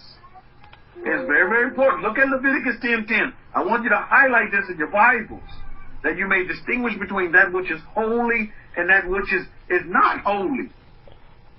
Because believe it or not, who do you listen to? You've been told, I'm pretty sure, you've been told a lot of things that are holy and what's not holy.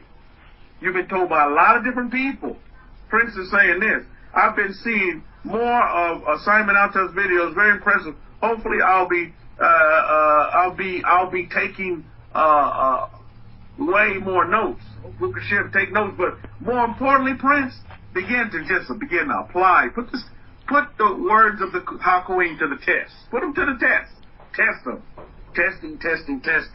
That's in our wheelhouse. We test things. We test.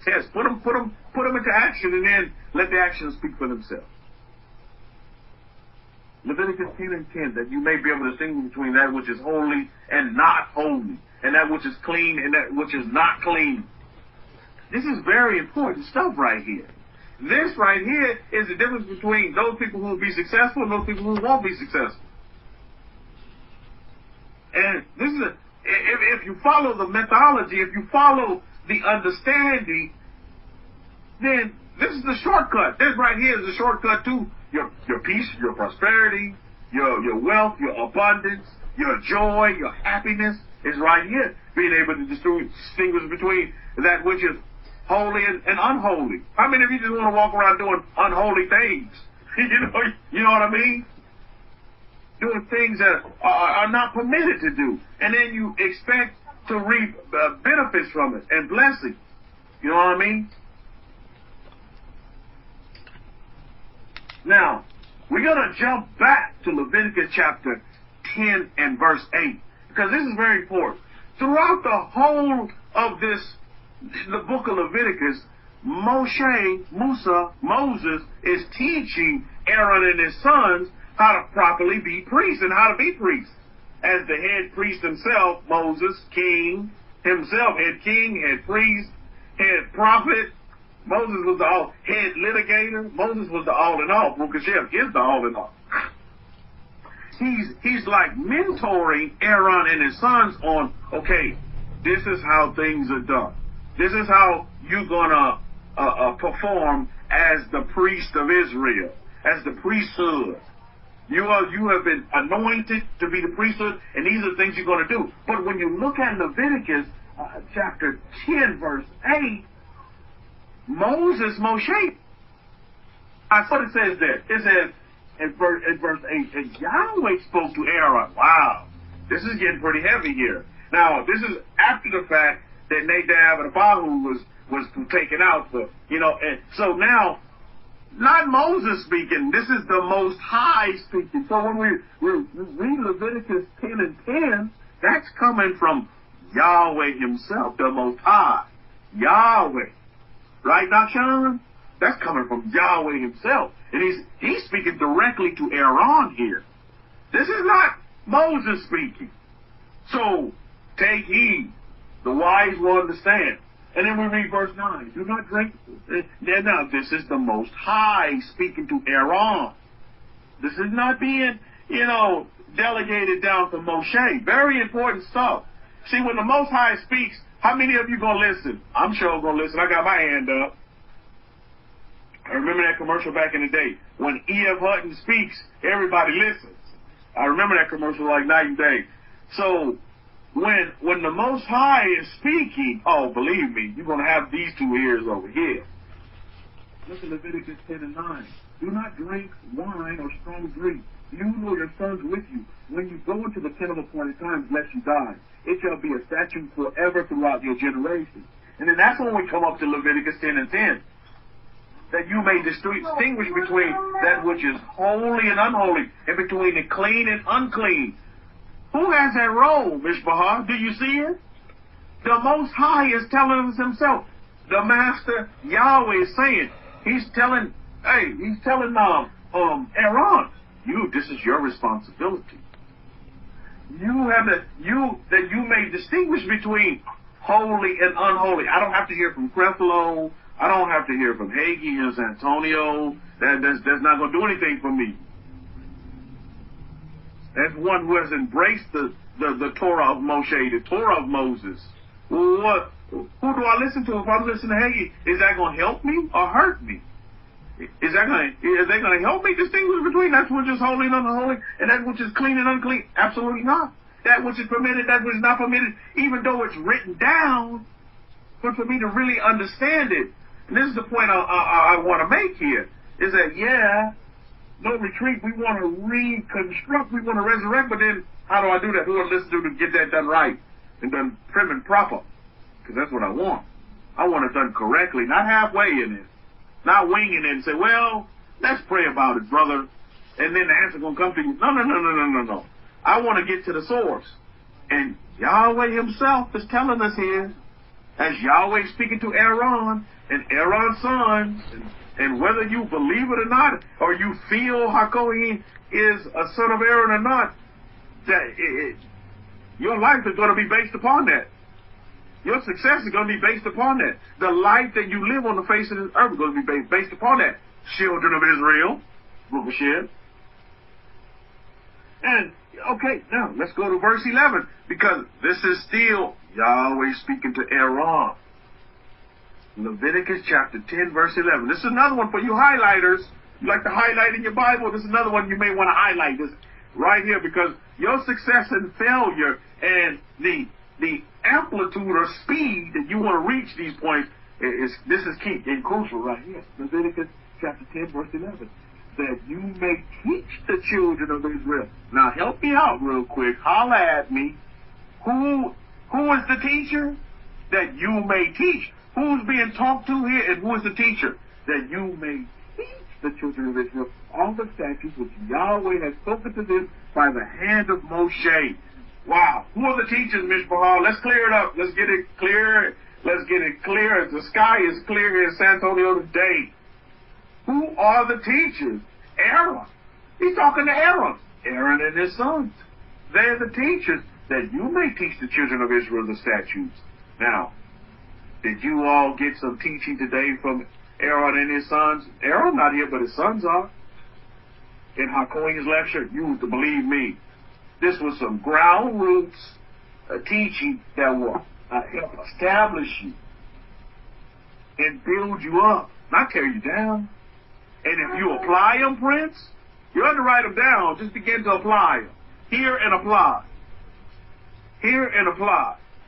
Because when Israel set up under the mountain of God, waiting for instructions and waiting for the marriage to take place between the covenant between Aaron, between Israel and the God of Israel.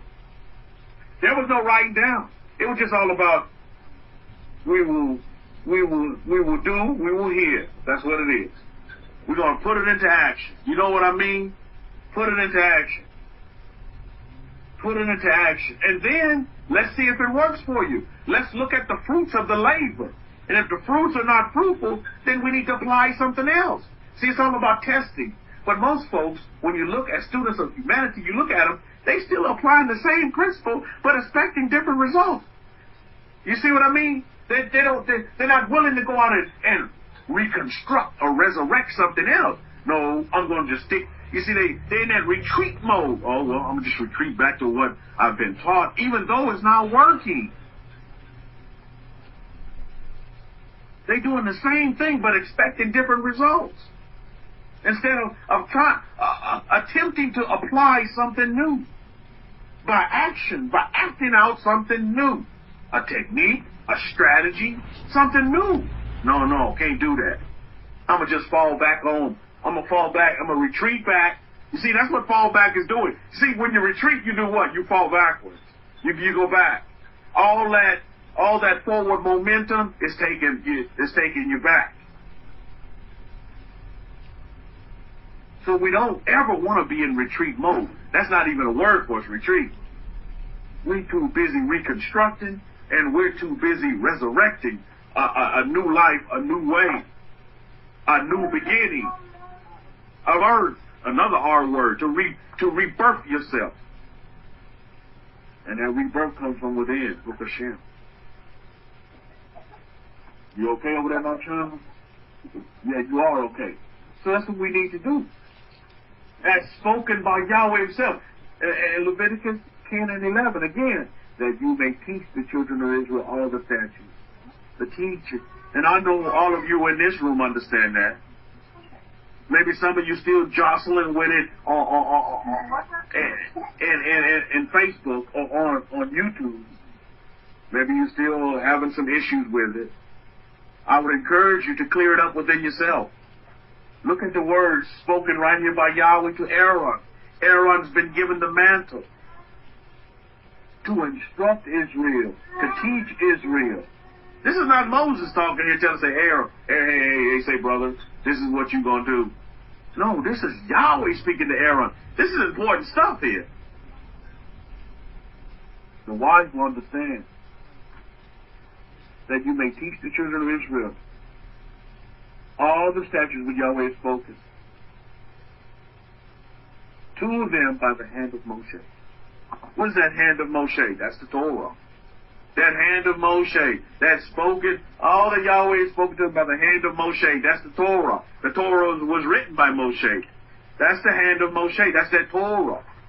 So who are your Torah teachers? Israel. So everybody out there, and I would encourage you, and do it in love, but everybody out there proclaiming to be under the umbrella of the Torah. Under the hand of Moshe, under the hand of Musa, under the hand of Moses, you need to tell them. You may want to be taught, make sure that your teachers are who? The priesthood, the sons of Aaron. And I always like to ask them, hey, who's your son of Aaron in your gate? And they look at me like I'm crazy. Oh, they done away with, Rabbi. Oh, really? Oh, okay. See, they retreat back to that point. That's something that they heard on YouTube. Oh, yeah. The priesthood done away. Oh, my goodness. Well, if the priesthood done away with, then Israel's done away with. You can't have an Israel without a priesthood. You see, there's a system that's been set up from the very beginnings of time. Jeremiah 6:16 describes it as the ancient or the forever ways. I call it for the ancient ways in the King James Version. But those forever ways are forever.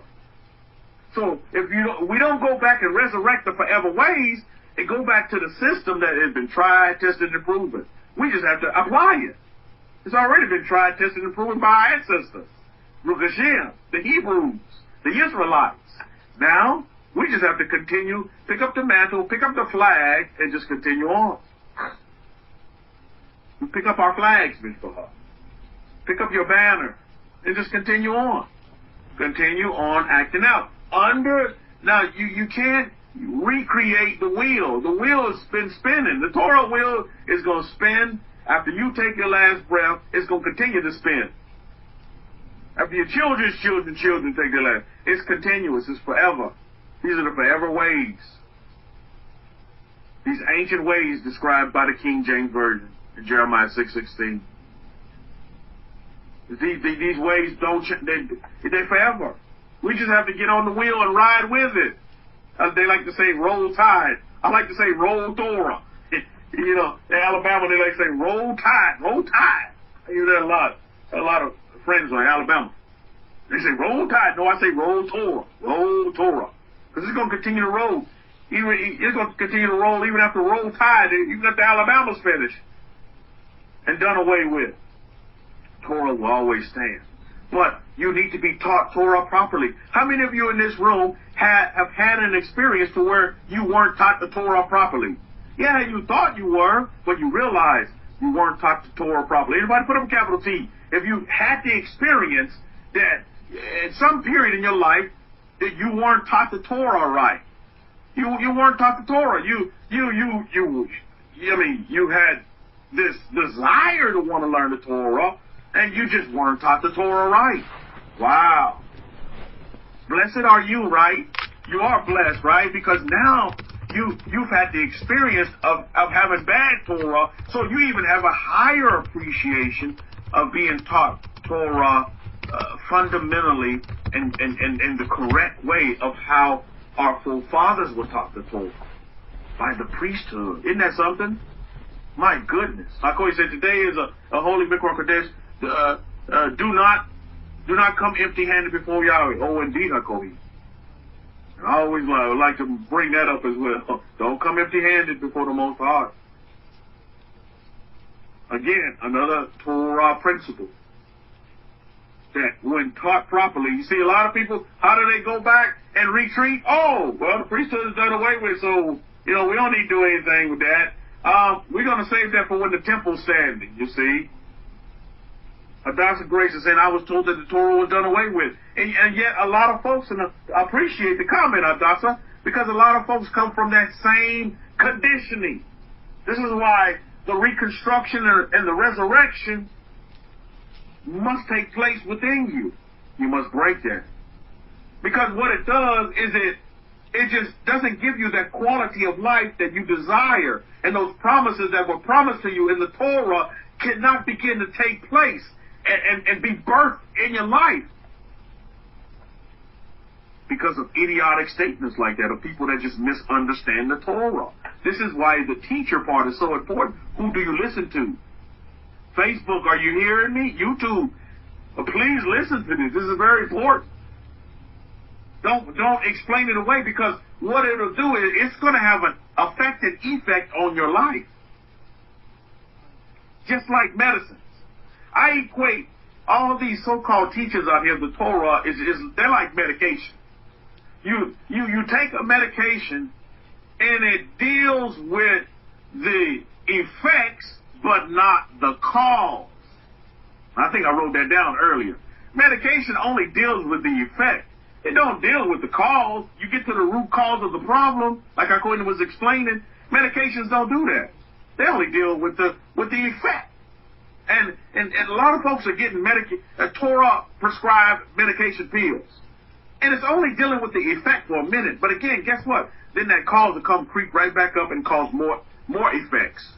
And so the problem is never fixed.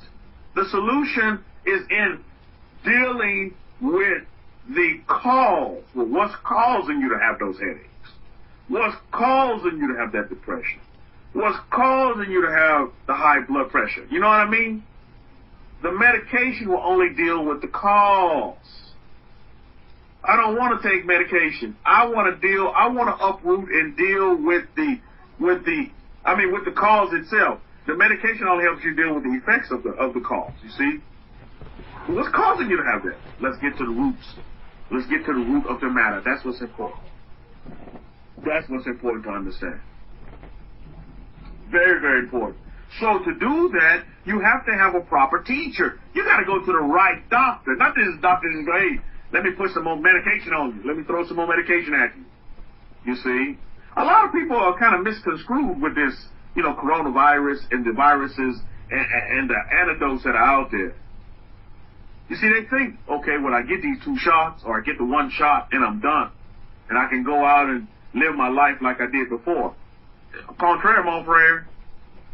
Just because you get the 2 shots, you can still get the virus, believe it or not. I don't know if you're seeing reports of people doing that. They've had their 2 shots of Moderna or Pfizer, and they still end up getting the corona. You see? So what's going to, just like any other virus, is that, for the flu virus, is it a 1 shot and done? Some people get the flu shot and still get the flu. Same thing gonna happen with this one as well. But if you listen to what we've been taught by our Kohen, and you begin to take preventative measures, and begin to, take these herbs, my goodness, herbs are the best, aren't they? Begin to take herbs and begin to, you come from the earth, so what you be taking? You should be taking things that's in the earth to help heal you. Mother Earth can heal you. Look at Shem. And prevent you. You need to go right back to the thing, your selenium, everything that's in the ground. I remember my sister used to make them mud cakes. I used to eat them. She used to make them, and I would eat the mud cakes, and I'm here today. I'm not instructing you to go out and eat some mud cakes now, but I am here today. But you see, these are things that we must consider going forward, Mishpachah. Is what are we taking in? Ingesting in. Yeah, when we look at the dietary laws and what's permitted and what's not permitted, that's on one level. But again, let's look at it from another level. What are you taking in with your sight? What are you taking in with your ears? What are you taking in with your senses, with your nose? All these things play a factor. And in these words that you speak to yourself. You see, because what I sniff and may think it smells bad. How many of you ever smelled kimchi before? My goodness, I think kimchi's one of the worst smelling things you can ever smell. Anybody smelled kimchi before? But some folks say it tastes very good and they love it and blah, blah, blah. You see, so what one person may think it smells bad, another may think smells good. You know what I mean? You know what? Same way. One person thinks tastes good. Another person say, I don't like that taste. I don't feel for that taste. Chadasha, Rabbi Zakari, Shabbat Shalom to you. High holy days to you, Mishpachah family, for the videos. I love the videos there at Ponderosa. So I think it's important for us to understand that, Mishpachah. What we take in. Like they say, what you take in is what's going to come out. You are what you eat, and that is true. So be mindful of that. When people come to you, you don't have to sit there and explain away, oh, well, why do you have these such strict laws where you can't do this? Number one, it's not strict laws. The Torah is like wide open. And number two, I eat it because I don't eat it because it's not permitted to eat, and that's it. I don't have to come. Well, it'll do this to you. Then no. I will let life explain that for you in itself, in a nutshell. My mother, God bless her soul, she's still here, Baruch Hashem. She smoked a whole lot in her life. And now, she sent me a picture just the other day. Now she's having to wear that oxygen, nasal cannula, and she has to take oxygen because her breathing is bad. Now, how did it get to that point? It's because what my mother took in all throughout all of the years. Some people think smoking is machismo. Oh, you're very macho if you smoke, and you look cool. And they show you these advertisements on TV. Oh, man, the man smoking a cigarette, he got all these beautiful women around him, and that's like the coolest thing next to sliced bread.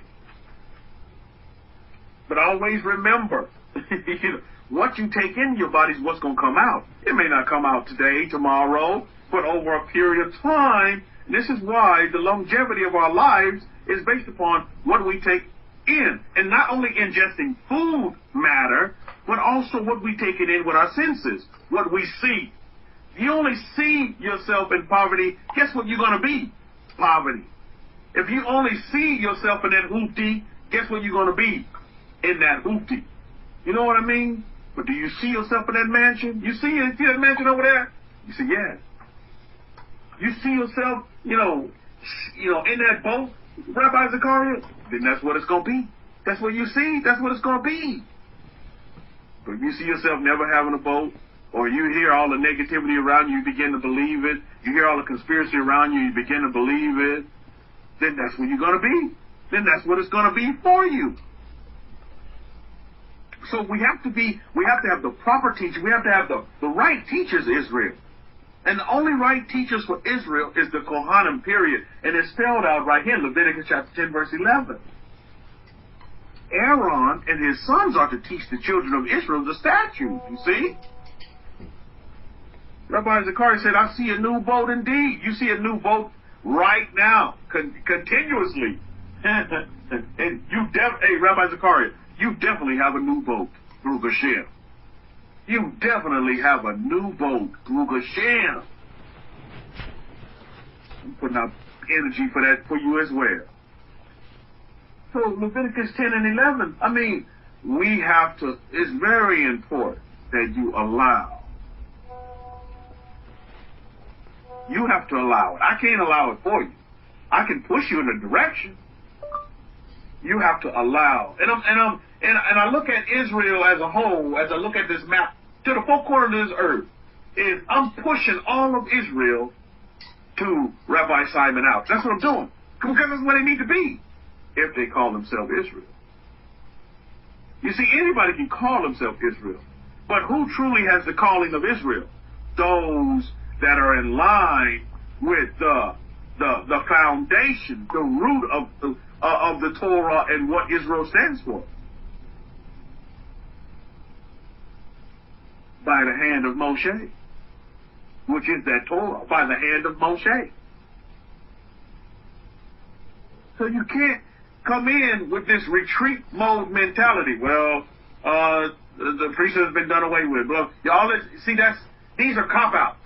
These are failure statements. And nobody in this room, and nobody listening to any of these social media devices, none of you are failures.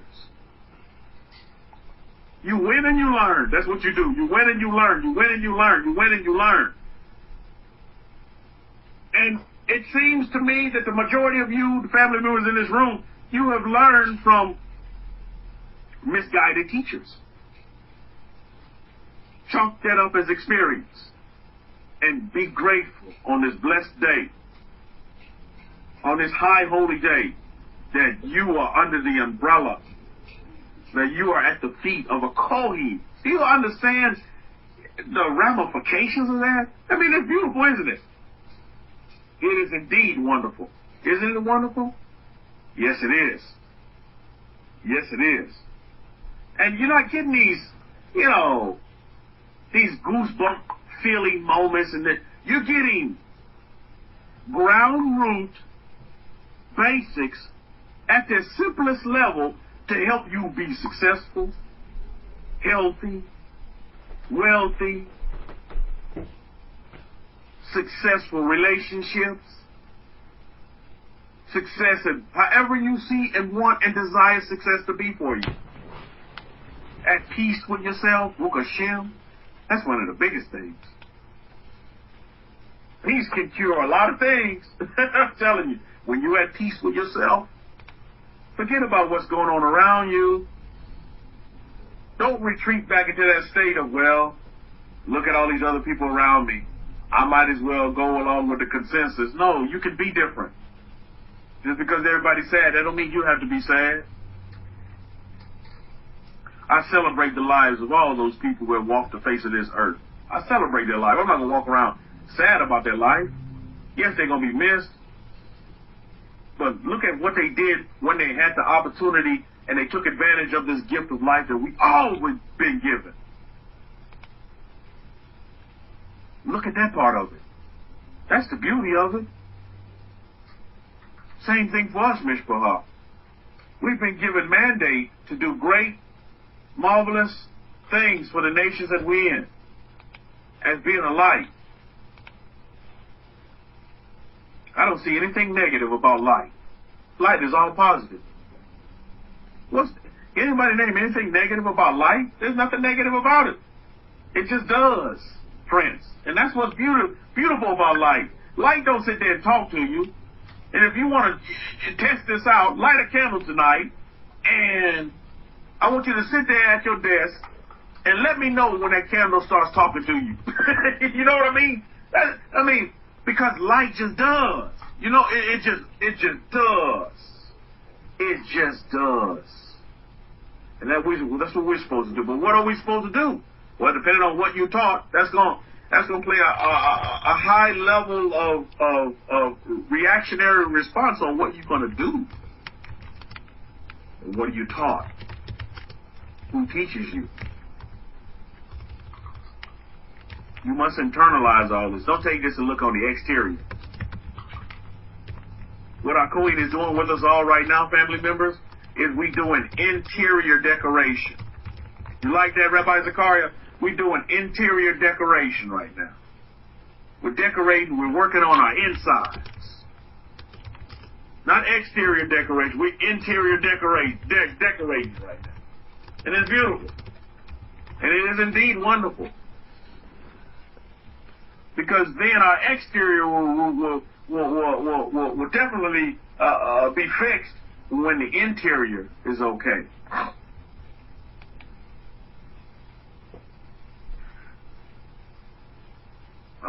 With my home here in Texas, we have a big problem with termites in Texas. So when you come to Texas, make sure you get you a good policy, like a Terminex. I have a Terminex policy. So the Terminex guy comes out, we chatting. He comes out annually and, checks, for the termites and does his annual report and blah, blah, blah. And he tells me, he said, I've been in some mansions. I've seen some wonderful homes on the outside.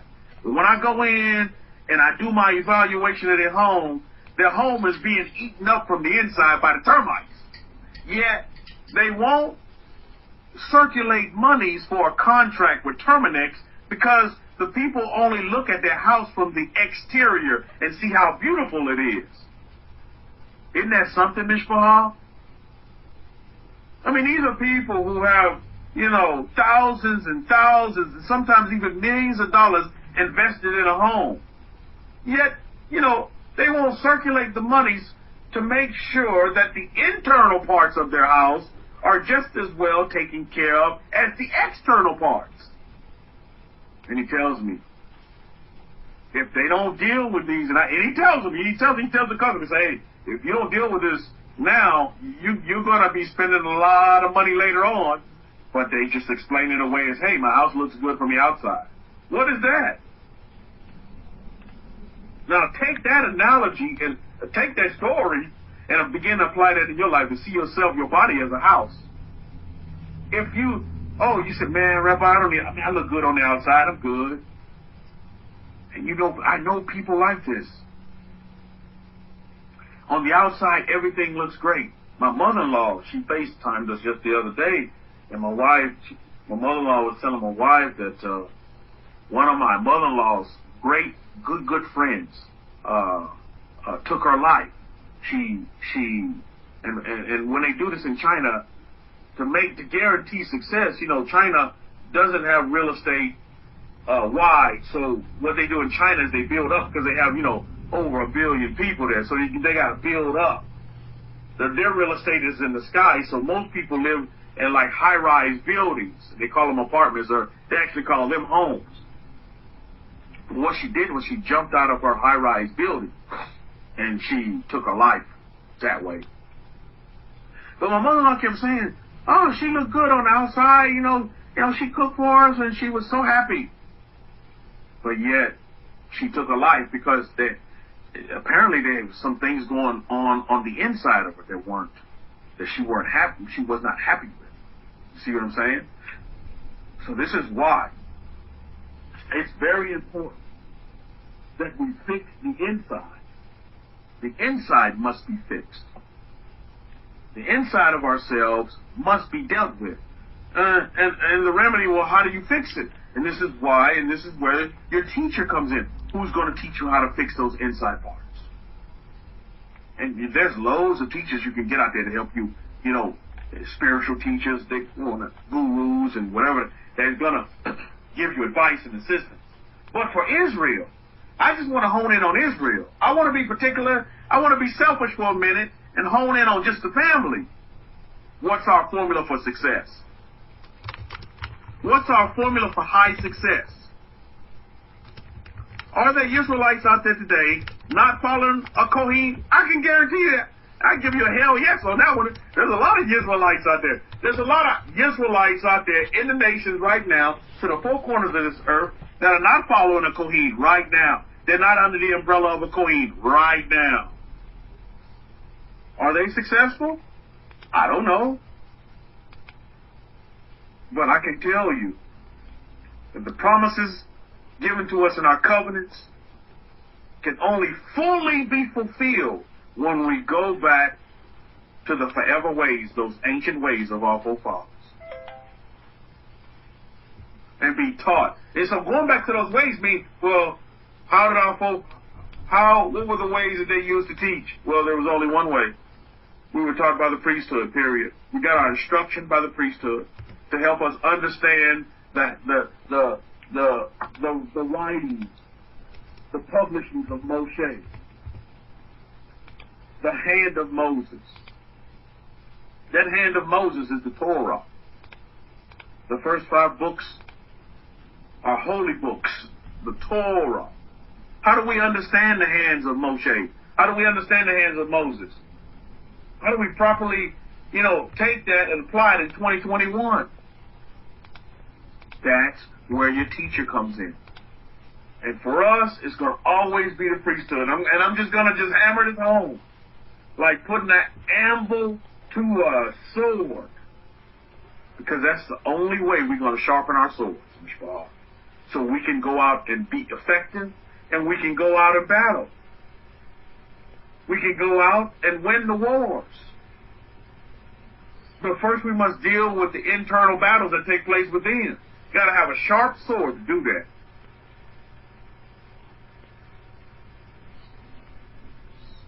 You got to slay retreat so that you can resurrect yourselves and reconstruct yourselves. You got to slay retreat. You got to just slay it. And if your blade is not sharp enough, you may wound retreat for a minute, but then retreat will come back and raise his head up and say, hey, go back to them default settings that you know about in your conditioning. Go back to what grandmama said. Go back to what your ex-husband told you. You're never going to be nothing. You're never going to find no man. Go back to, what your friends tell you. You ugly. You always be ugly. No, you don't have to do that. Slay, retreat, and move from strength to strength to strength, because that's our wheelhouse. That's how we operate, Mishpah. We move from strength to strength.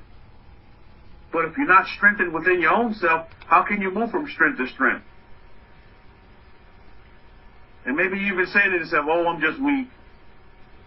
I'm just knee-high to a tadpole. You don't see yourself as that mighty lion. You don't see yourself as that eagle that soars high above all. That's what you are. I can tell you that all until the cows come home. But do you believe it? Do you feel that? You close your eyes. Do you see yourself roaring like a mighty lion? Or do you see yourself as this weak, piddly old,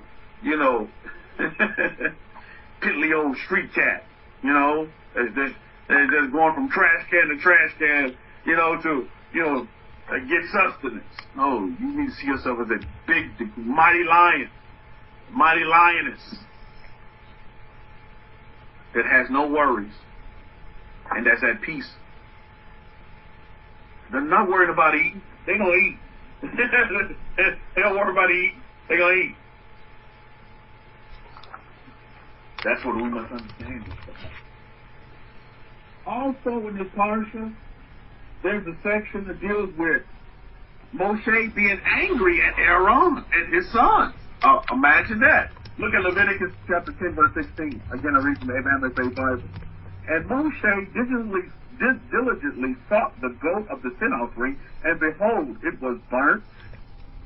And he was angry at Eleazar and Ithamar, the sons of Aaron, which was were left alive, saying, verse 17, why have you not eaten the sin offering in the holy place? It is most holy. Elohim has given it to you to bear the iniquity of the congregation and make atonement for them before Yahweh. Look at verse 18. Behold, the blood of it was not brought in within the holy place. You should have indeed eaten it in the holy place as I commanded. Look at verse 19. And Aaron said to Moshe. Now, this is Moshe. He's angry. The Torah says he's angry at RSAHK and Tamar, the sons of Aaron. Now here's Aaron. Here's Aaron's comeback. Aaron goes on to say, in verse 19, and Aaron said to Moshe, behold, this day have they offered their sin offering and their burnt offering before Yahweh, and such things have befell me. My goodness. And such things has befell him, meaning what? The death of his sons? My goodness. And if I had eaten the sin offering today, should it have been accepted in the sight of Yahweh? You see, the Most High was already angry. He was already angry about what took place, what had happened. Look at Leviticus 10 and 20. And Moses and Moshe heard that, and he was content. Now, this is very interesting, because this is an argument that takes place. There's some angry, you got some, hot heads here. A lot of things are happening. A lot of things have happened. And Aaron states his case. This is a great lesson for the family to understand. Is that, like we talked about last Shabbat, is that you can agree to disagree. And sometimes to win you have to lose, and sometimes to lose you win. According to, the thought processes out there. But we see Aaron maturing in his role because Aaron was given that role. And we see Moshe saying, okay, I see what you're saying. I'm content with your response. So I'll always tell you this, Mishpah. You can go to Hakohen. He's the most, approachable man you ever want to meet. You can go to him and ask him any question. And even have, maybe you don't totally disagree with him because maybe you see it in a different way because you're not a Kohen and you didn't stay at a Holiday Inn like myself. And if you come with your opinion, you come with your side of the story, you come with, with your idea on the matter, it can be heard out, and maybe you'll even win. But the two sides can come together and disagree, and when both sides are heard out, they can come to an agreement about the disagreement. You see where we're going here? But it's important that we the Chinese, full disclosure. I'm a big fan of China. I love China.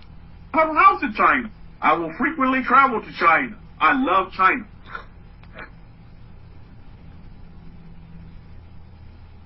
But we must begin to understand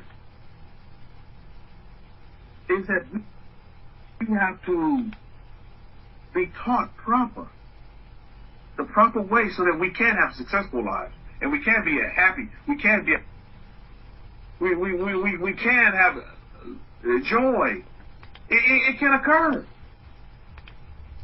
and it will occur if you allow it. Holy, that's this word. That's holy. Everybody look at that and say, "Oh, that's." But okay. What can I do to make my life? What can I do to make my life better for me? And what would I do to make my life not better for me? Well, that's what it all boils down to at the end of the day.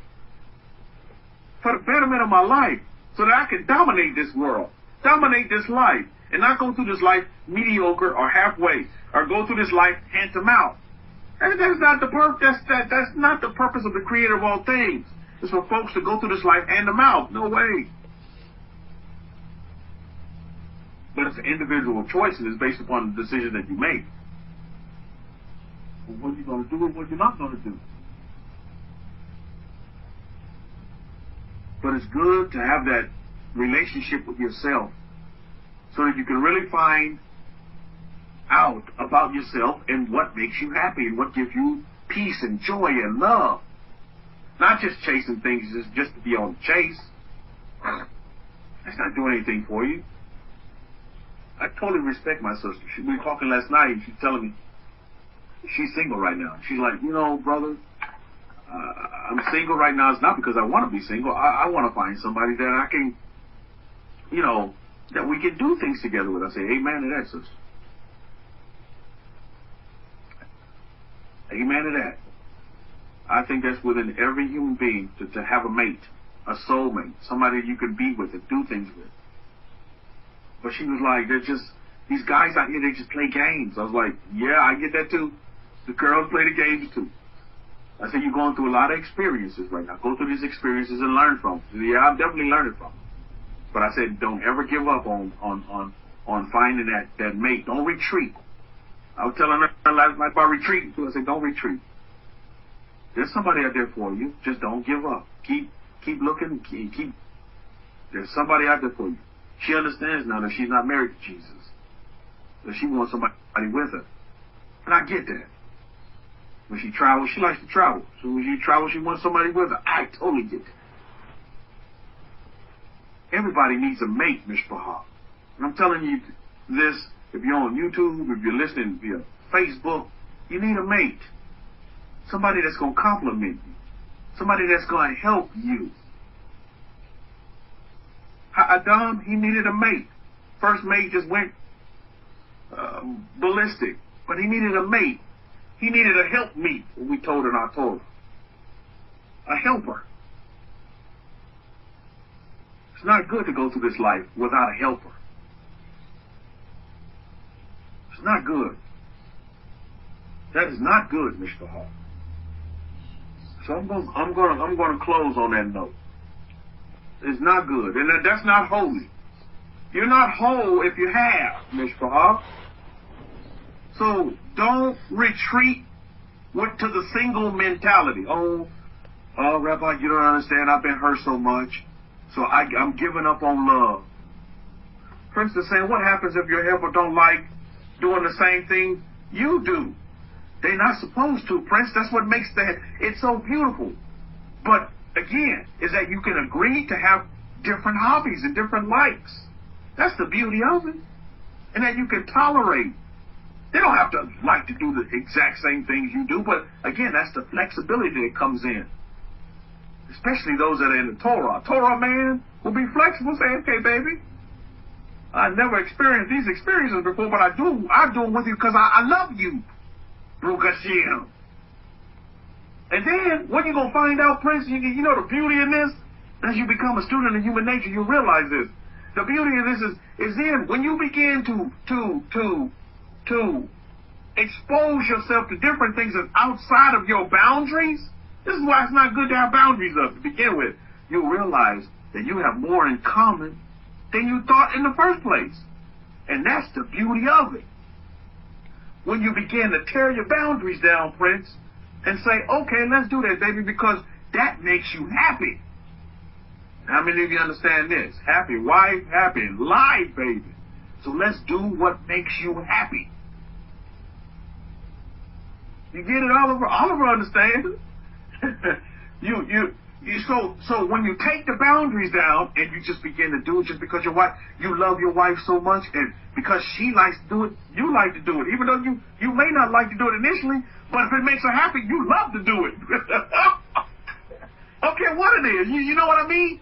That's the beauty of it.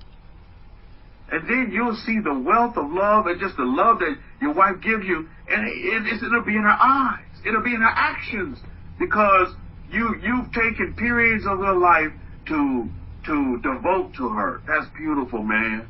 That's harmony. You see? All of us say, I hate cooking, but I cook with my wife because she loves it. Oh, beautiful. What a great testimony, Oliver. Isn't that beautiful? Hey, Prince, learn from that. Learn from what Oliver just said. Learn from it. And then you know what, Oliver? I'm going to see Oliver in a few years. He's going to have a cooking show. He's going going to be instructing other men. Look, man, this is how you cook this. And this is from a man coming from hatred in the kitchen. We're going to see him on YouTube with his own cooking show. Yeah, this is Oliver's cooking show. Vive la France. Today we're cooking crumpets. Beautiful. Beautiful. But that's where it comes from. That's where it comes from. Yeah, there you go, Eddies. The finest French cuisine. But that's where it's coming. You're going to be like Ratatouille, Oliver. I love that Ratatouille. You're going to be like Ratatouille. But that's where the love comes from. You see, people have a very twisted understanding of what love really is. Love is giving of yourself when you don't want to be given. You see what you heard that you said? That's not for me. That's for me. Hopma. Love is giving of yourself when you don't want to be given. When you don't want to give up of yourself. When the things are outside of your quote-unquote boundaries. This is why you Hebrew men tear your boundaries down. And then you'll open up a lot more opportunity from yourself when you take your boundaries down. And realize, wow, I would have passed up this beautiful woman because I had this particular standard that could never be met. It was a high standard. But when I begin to be flexible, like my Torah is flexible, like the hands of Moshe is flexible, then I afford myself all these opportunities. To die for your question, Prince, because you know what? There's some folks on Facebook that's going to benefit from this, on YouTube that's going to benefit from your question. That was a great question. That's a great question. But for every great question, there's always a greater solution, right? And for every so-called problem, there's a solution. There's help out here for you. Believe me, there is. So keep asking the questions, Prince, and take it to heart, take it to your head, and begin to apply, and begin to do the instruction. Now, you're giving this instruction based upon people with experience. Oliver's giving you experience there. That's experience, man. That's nothing he wrote down. That's something he acted upon. And he realized, man, my wife is super happy. And I tell you, a super happy wife, a super happy husband, that's the completeness. That's when you become whole and full. But you can't do that with just half of just yourself. Of just being a man single or a woman single. That's not healthy. That's not holy. It's not. Because you're not whole. How you going to say you're whole when you just half? You're just a man. Where's your other half? They like say, where's your rib? Your other half. So let's see to it. I'm going in because I'm not Dr. Phil, but I can. Hey, JC, shalom to you. We can give you great instruction and great advice based upon experience. Experience is a great teacher. Besides our Kohanim, you see, you take action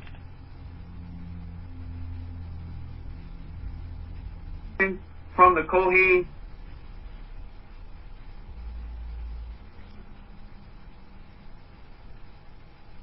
And you wrap it up, because we're not going to retreat.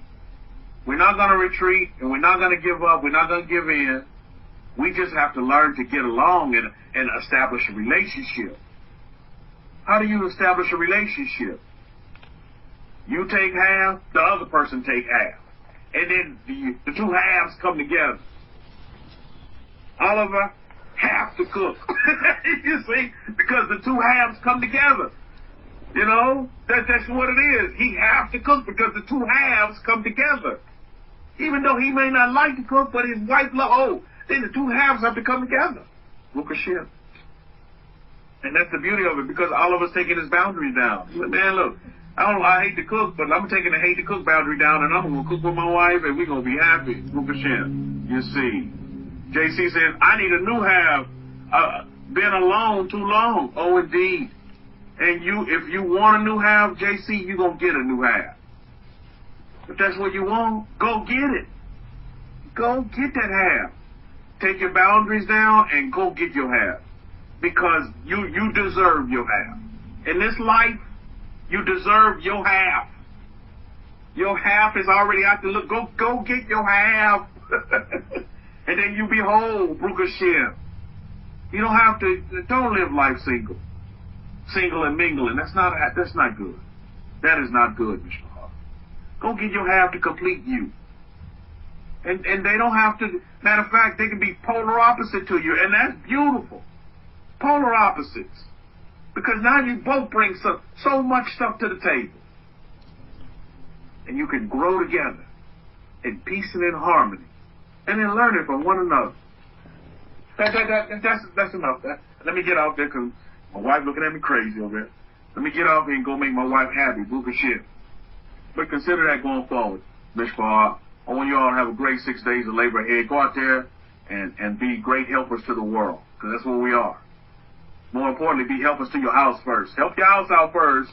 Help yourself out first, and everything else will begin to fall in line. Believe me, it will. JC, we get ready to close, but you're more than welcome to come back to this room anytime, open arms. You know, we lovers of God here. We lovers of God. And you're more than welcome to come back anytime. We love people, and we just want to make everybody and give everybody the proper tools that they need to be happy, at peace, full of joy, and love. That's what it's all about. It's not all about all this religious mumbo jumbo.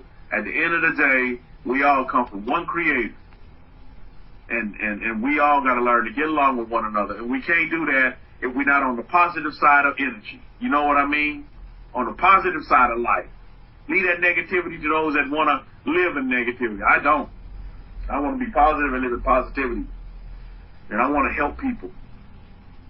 The more I help people, the more I know I'm going to be helped. That's just the laws of the universe right there. That karma comes back on you. Learn that from my Kohen, Rabbi Simon Alton.